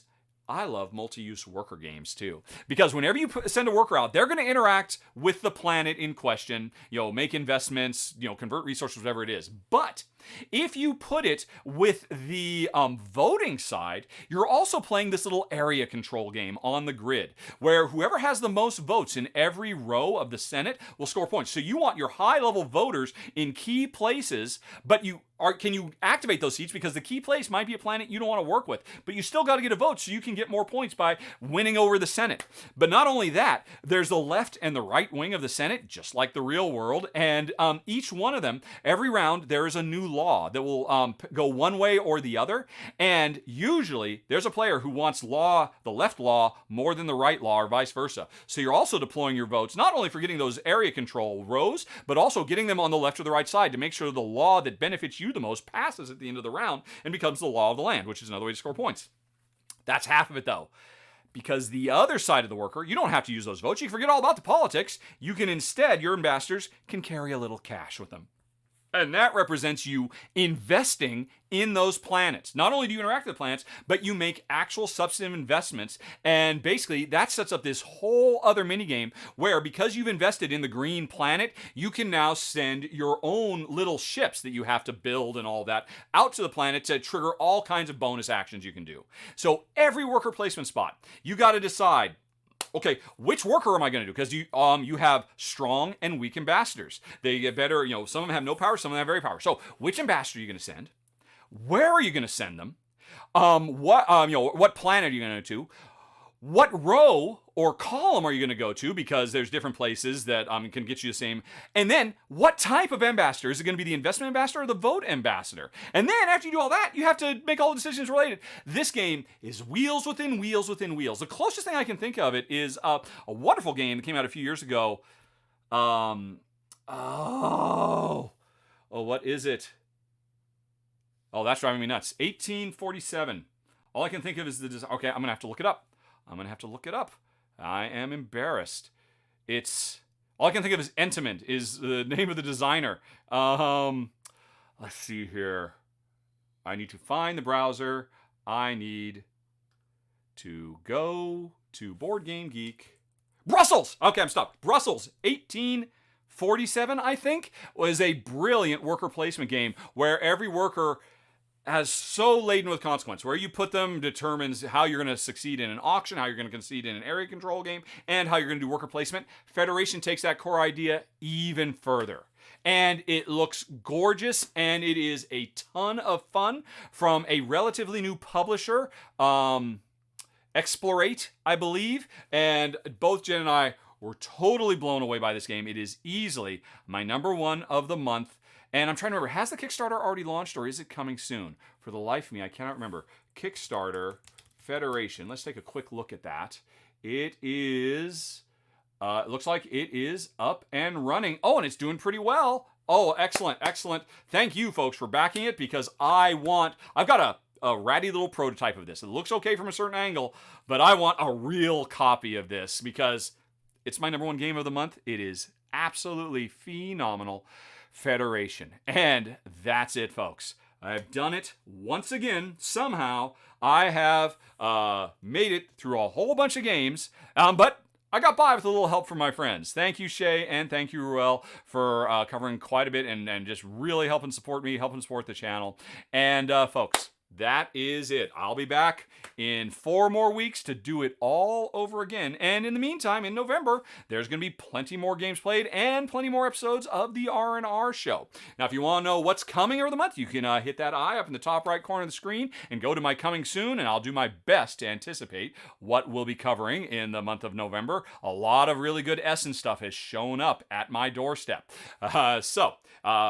That otherwise is it, though, folks. I am exhausted, so I'm going to say thanks to all of you for watching, and also thanks to Fun Again Games for sponsoring the show and helping me keep going. So that's it, folks. Thanks very much for watching. Have a very nice day. Talk to you later. So long. Bye-bye. Okay, hey, folks, are you still there? I should have done another interrupt halfway through. Oh my gosh, we've gone up to 37 viewers.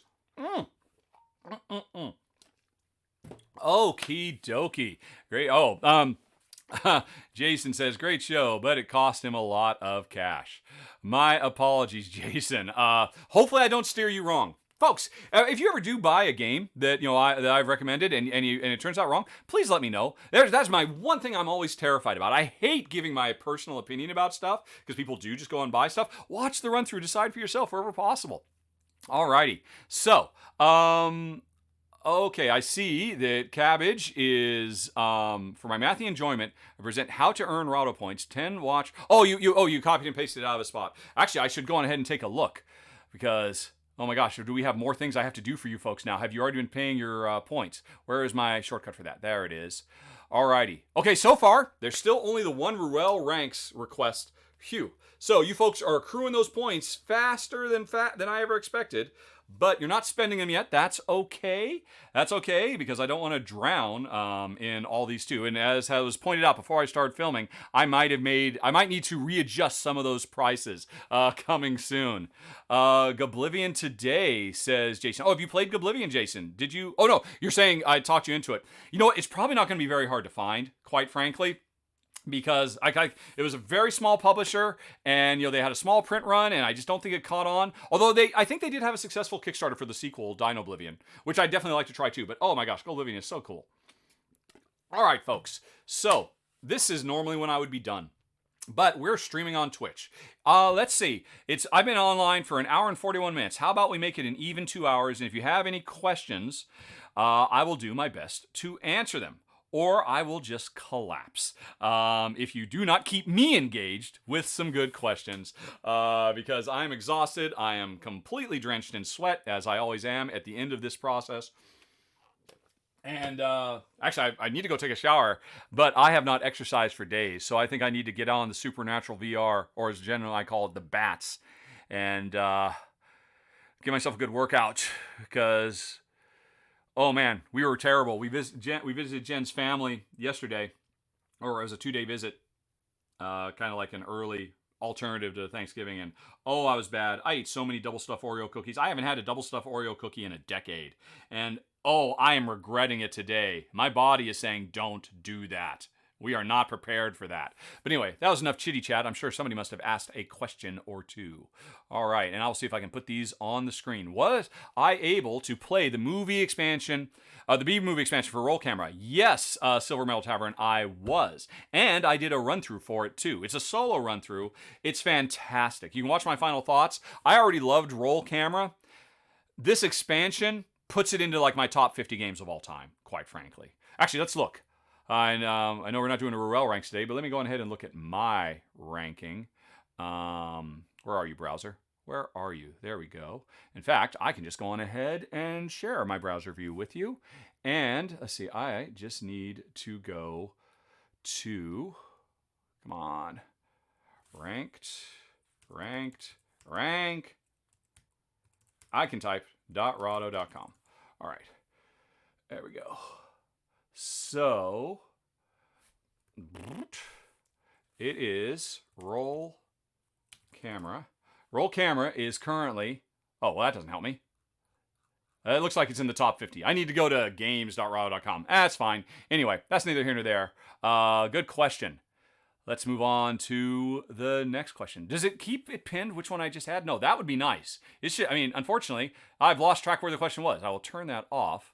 So that's going to take some practice. Alrighty.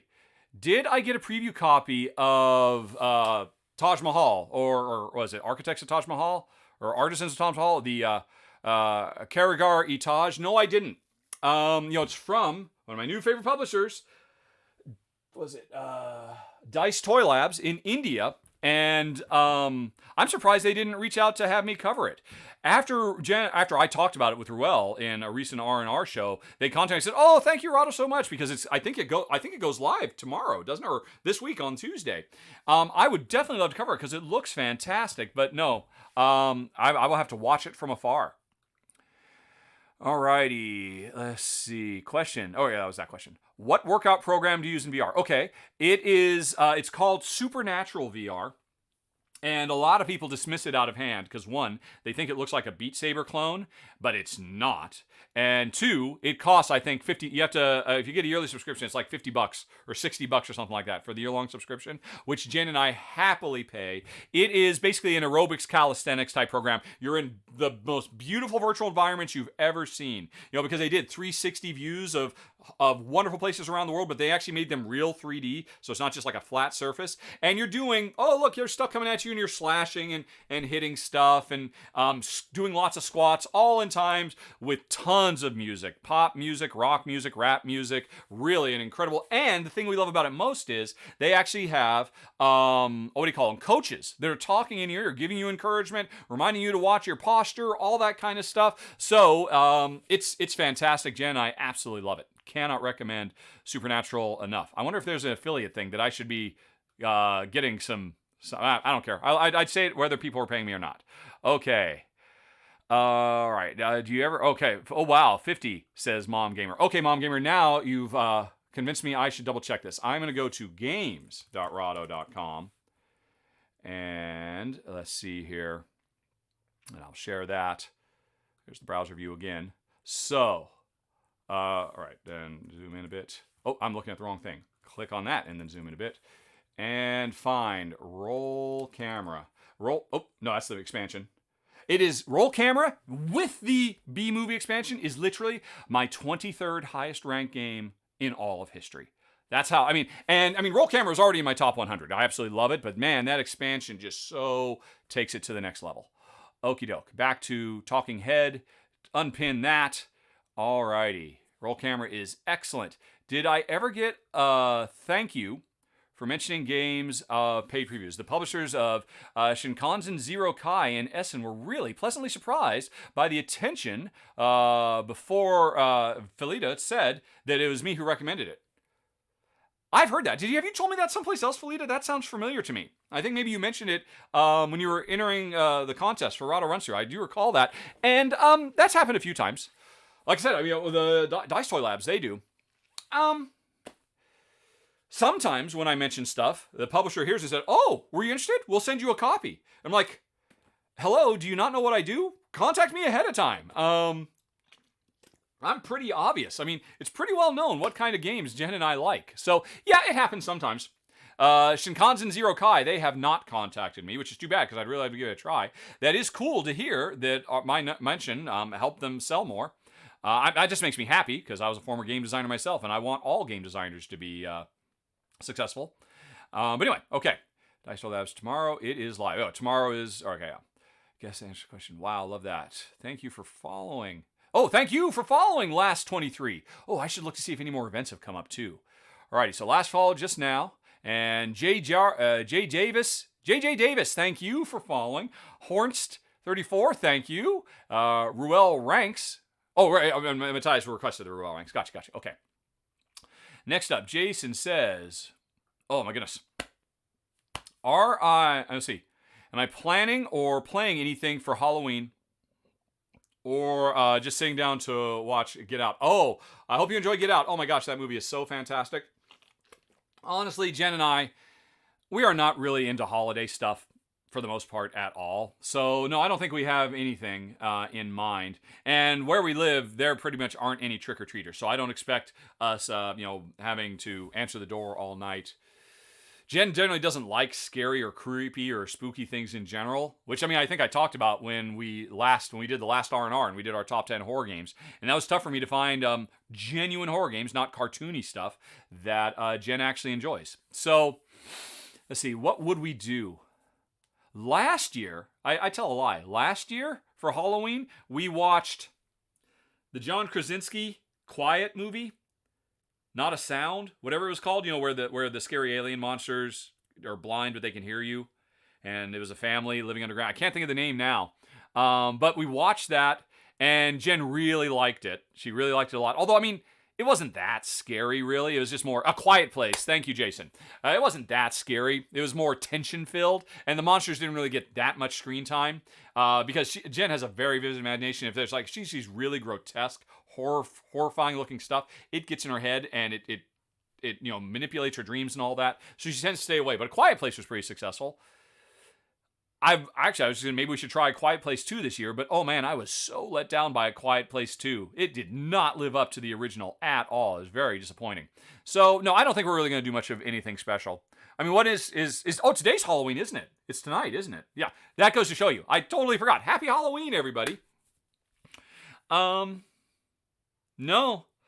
Jen, right now, she's in love with this new show out of England that is it's one of those artisan competition shows. It's about woodworkers. So we're probably, I think we've got one more episode of that before we're caught up.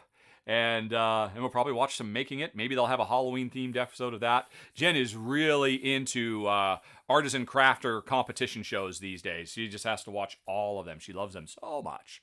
Alrighty. Let's see. What do I prefer, YouTube or Twitch? Well, of course I'm going to say YouTube because I've been on it for 10 years. So I just know my way around. I'm very comfortable. And, there is no denying at all. Let's see. I don't want to scroll away. I don't want to lose my class. Mom gamer. Not mom gamer. That I think YouTube provides some big advantages over Twitch. Most notably, if you're watching somebody live on YouTube, you can pause. You can say, wait, what did they say? And you can rewind. And I do not understand why that is not available on Twitch. My assumption, I assume a lot of folks here who are watching are super hardcore Twitch devotees. So maybe you could give me an idea. Why do you find it acceptable to not be able to pause and rewind when you're watching a live stream? Now, my assumption is it's kind of a psychological thing. The fact that you can't, it makes it more truly live. You know, I mean, they're flying without a net. If you miss it, you miss it. You can't go back and watch it. And I can certainly see how that probably, thank you, Cabbage King, makes it like a live performance. And it has a different effect. It doesn't feel like you're watching a video on demand. And that's hard for me to give up. Every time I try to watch somebody on Twitch, I find myself instantly frustrated. And then I say, okay, fine. I'll make a note and watch it later when I can fast forward and rewind or whatever. But yeah, there's so many cool things that Twitch does.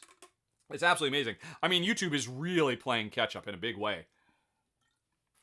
But it's definitely behind the curve in a lot of ways. So, and I'm hoping, now that we're doing these Twitch things, to take more advantage of Twitch stuff. So we'll see how that goes. Okay. Aren't I supposed to be able to make the chat not scroll if I've rolled back? Isn't there some way to do that? And I'm literally somehow choking on my own water. I don't know how that happened. Let's see, where is that? I thought I saw somewhere a thing about chat scrolling. If anybody knows where that is. Okay, I can change the chat appearance. I'm not going to mess with that. I'll just be careful. All right. Okay, what about Keyflow? Seems like an expansion. Oh, where? Do we not have an expansion for Keyflow yet? What is up with that? Keyflow is fantastic. I covered it when it first came out. And, yeah, I mean, I could imagine it supplanting Keyflower someday for me if it gets some expansion stuff. Alrighty. All right, Cabbage King recommends Hogfather, which is a Christmas movie. Yeah, we don't tend to watch... What do we watch for Christmas? Let's see here. There's a movie that Jen likes watching. It's a CGI film about the underachieving son of, Santa Claus has two sons. The one who's going to take on the new role, I want to say it's like Kris Kringle, or the younger son who's like the nerdy, quiet one who ends up saving Christmas. I can't think of the name of it all to save my life right now. Generally likes that one. We watch that sometimes over the last few years. But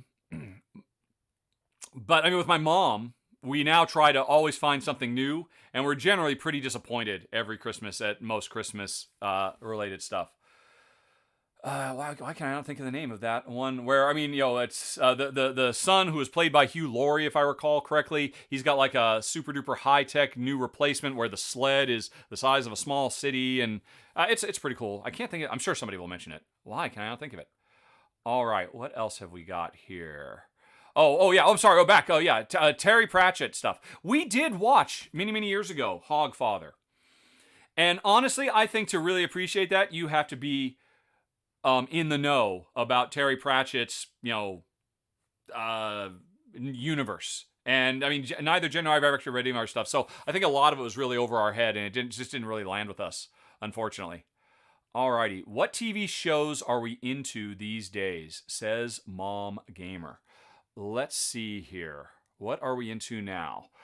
I will tell you, Mom, after I pull up this. Okay. I really shouldn't, but I like The Circus on Showtime. I will subscribe on Showtime while The Circus is running. I gave up on Walking Dead a few years ago, and now I just watch recaps of it. I'm very excited. Curb Your Enthusiasm. Yay, is finally back. Why the Last Man is not living up to my recollection of the comic books, unfortunately. And it's been canceled, so it's not getting a second season, so I should give up on it. Oh, Jen really likes The Big Leap, which is a very charming, warm-hearted, upbeat thing that has spontaneous singing and dancing. Now that, what was it? Zoe's Extraordinary Playlist, which is probably Jen's favorite show in years, has been canceled. Nobody tell her it's been canceled. I haven't told her yet. So we're always looking for something like that just has spontaneous singing and dancing. It's done really, really well. Now that we don't have my Crazy Ex-Girlfriend or Zoe's Extraordinary Playlist. We are always up for Survivor. The new season of Survivor has been interesting. We've been enjoying it. Let's see here. Watched the first episode of Star Trek Prodigy the other day. I mean, it's for kids. I don't know. This might be the first Star Trek I don't really stick with, or remains to be seen. Oh, okay, Mom Gamer. we fell so hard in love with For All Mankind, which is another Apple Plus streaming. After we finally finished Ted Lasso, and we're like, okay, time to cancel Apple Plus again until they get another show on. We're like, wait a minute, we should really try this For All Mankind show, which is from the same showrunner as the redone Battlestar Galactica and Highlander, and Jen loves Highlander. And the first few episodes were kind of slow, but I think by the time we get to, I think it's the 4th episode, the one entitled Nixon's Women, Jen fell hard in love with that show, and we just finished binging it over 2 weeks, watching 2 episodes most nights. And I don't like to binge. I like to let it draw out, but when Jen gets hooked on something, and oh man, we just finished season 2 just a few days ago, and now we are in hardcore withdrawals because For All Mankind is so incredible. One of the best new shows I have seen in years. I'm enjoying Foundation. Jen watched the first episode and said, yeah, I don't need to see any more of this. Let's see. Like I said, Jen's, any artisan crafting show, like Making It, or actually, Making It's over, but we're watching Make It at Australia out of some Australian streaming site. I can't remember what it is now.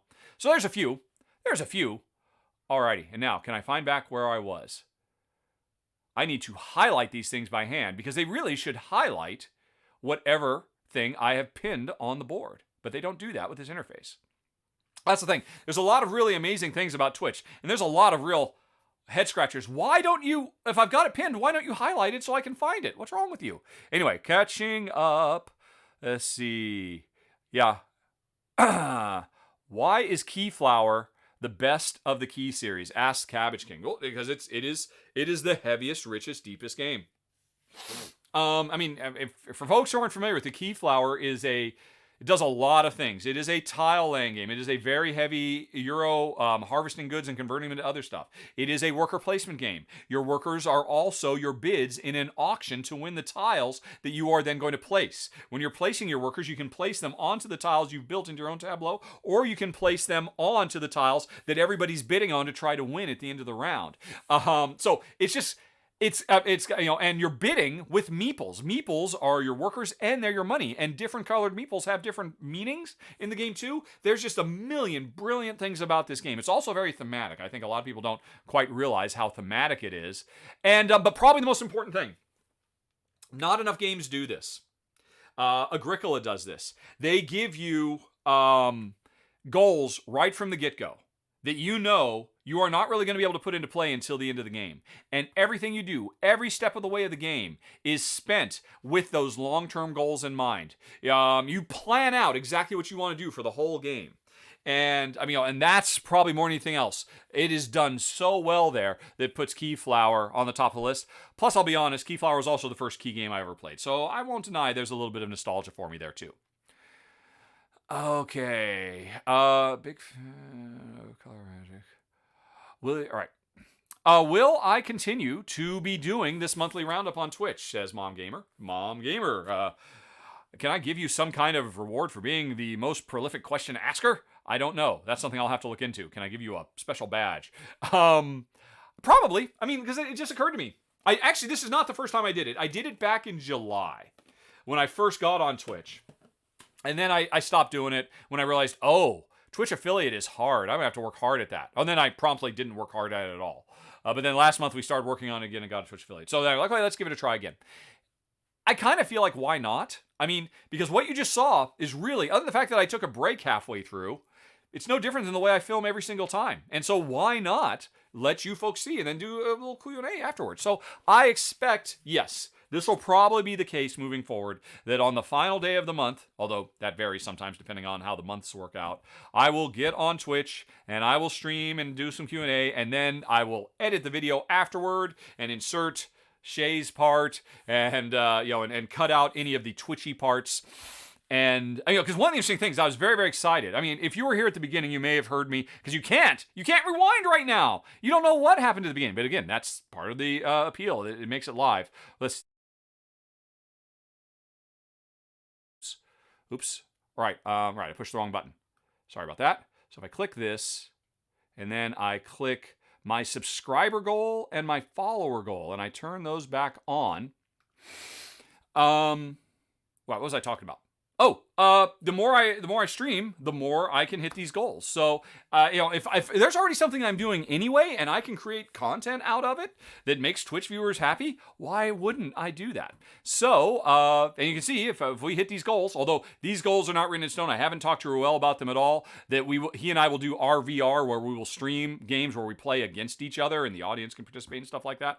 I really like the idea. We normally do the R show, but if we do the R versus R show, so as we get more subscribers, as we get more followers, so I need to keep these up. Oh, and that's the cool thing. When I found out that OBS Streamlabs has an option, I'm recording this right now, and I'm streaming at the same time. And I can set it up so that little Twitch things, like that notice that that Sorrow Song subscribed. Thank you, Sorrow Song, for subscribing. We're one step closer. Thank you very much. That as those things that come up. When I did this before, a few months ago in June, and I said, oh, look, here's my Twitch thing, and I posted it over on YouTube, a bunch of people on YouTube said, hey, could you stop with all that Twitch stuff? That's just kind of annoying, all those little emotes and things like that. Don't really like seeing that. And so I found out that OBS Streamlabs lets me simultaneously stream one thing and record a different thing. So, and 310 in and Mom Gamer, thanks for the subscription. Those little things are seen on the Twitch stream, but they will not appear on the recording I'm doing. If it works. This is another thing I am testing today to find out. But if it works, that's really, really awesome. Then I can have my cake and eat it too. That I can do all the fun Twitch stuff, but not interfere with the more, I don't know, stately or subdued or traditional presentation as it will appear on YouTube. So yes, long story short, I think I will continue. Although, maybe ask me in a couple of weeks, because I have not dealt with the aftermath of this, finding out if this special stream one thing and record another thing worked. But we'll find out shortly, basically right after I hang up with you folks, which is right about now, because I said I'd stick around till 2. It's 2. Quick, any more good questions? Yeah, everybody keeps talking about Midnight Mass. I watched the first few seasons of American Horror Story, but I just kind of it just doesn't draw me. I used to watch horror movies a lot, but I just don't anymore. I'm just not pulled in the same way I used to. Does Jen like the repair shop from the UK? Is that about repairing vehicles? If so, not. If it's about building things, crafting things, she would probably be very interested, and I should check it out. Alrighty. You can make a viewer a VIP as a reward. All right. I don't know how to do that. I will have to look into VIP status. And Mom Gamer, if I can figure it out, you will be a VIP, because you always have been near and dear to my heart, as you know. All righty. And just scrolling through really quick, because I really should go, and it looks like I'm just about caught up. Does Jen like? Oh yeah, it's a repair shop. It's repairing antiques. Is the repair shop? I don't know. I'll look into it. I suspect not. I mean, Jen is an artisan. She is a craft person. She makes bespoke glass from nothing. She loves, so there's making it, which is all about making all kinds of stuff. There's this new woodworking one. She loves the glass blowing one.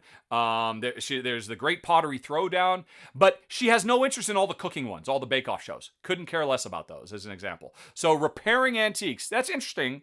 I'll give it a try, but I promise nothing. But anyway, folks, that's it. Let's see. So I should probably try to raid somebody. Yes, and I'm going to raid somebody. Paula Deming, we're coming for you if I can figure out how to do this. And remember, folks, if you join the raid, you'll get even more channel points. So thanks for watching, everybody. Talk to you later. So long. Bye-bye. And I think it's happening now. I don't know when it's going to happen. I pushed the button. People are ready to raid. Here we go. Oh, now I have to push another button. I don't know if it's happening. What is happening? Let's see. .tv/Paula Deming. Did we raid her? Oh no, she's offline. What? I don't know. I don't know what happened. Did I raid? I have no idea.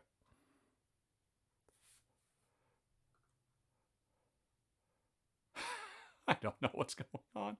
What is happening? Oh, you don't... What?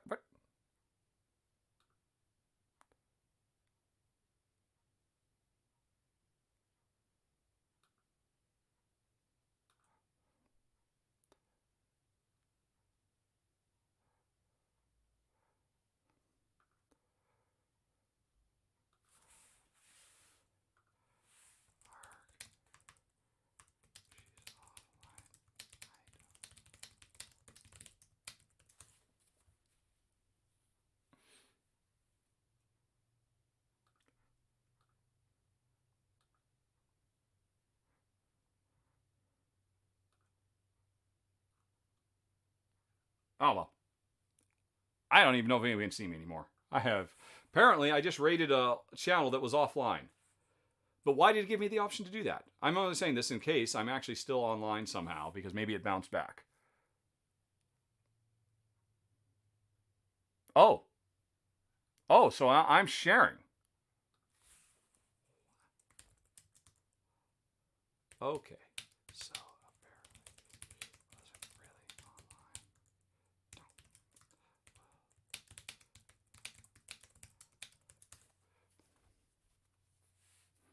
Can you still hear me and see me, Mom Gamer? I don't know what's happening. Okay. I see. Actually, should I try and raid somebody else? But I don't really know. Oh, yeah. Okay, so she was not there. It should never have told me that. Yeah, oh my gosh, you can see the whole time. Let's see. Does anybody know of any board game channels that I could successfully raid? Because I don't know any that are online right. I'm going to unhost her. Okay, so I was hosting her empty channel. It was all going so well. Okay. Well, that's it, folks. Oh, and thank you for the bits, Sorrow Song. 100 bits. That's $1 between you and me. I very much appreciate that. Okay, I'm just going to hit the big end stream red button and get back to work. I'll talk to you later. I'm really glad I didn't start cursing or anything when I didn't realize I was still on. Bye.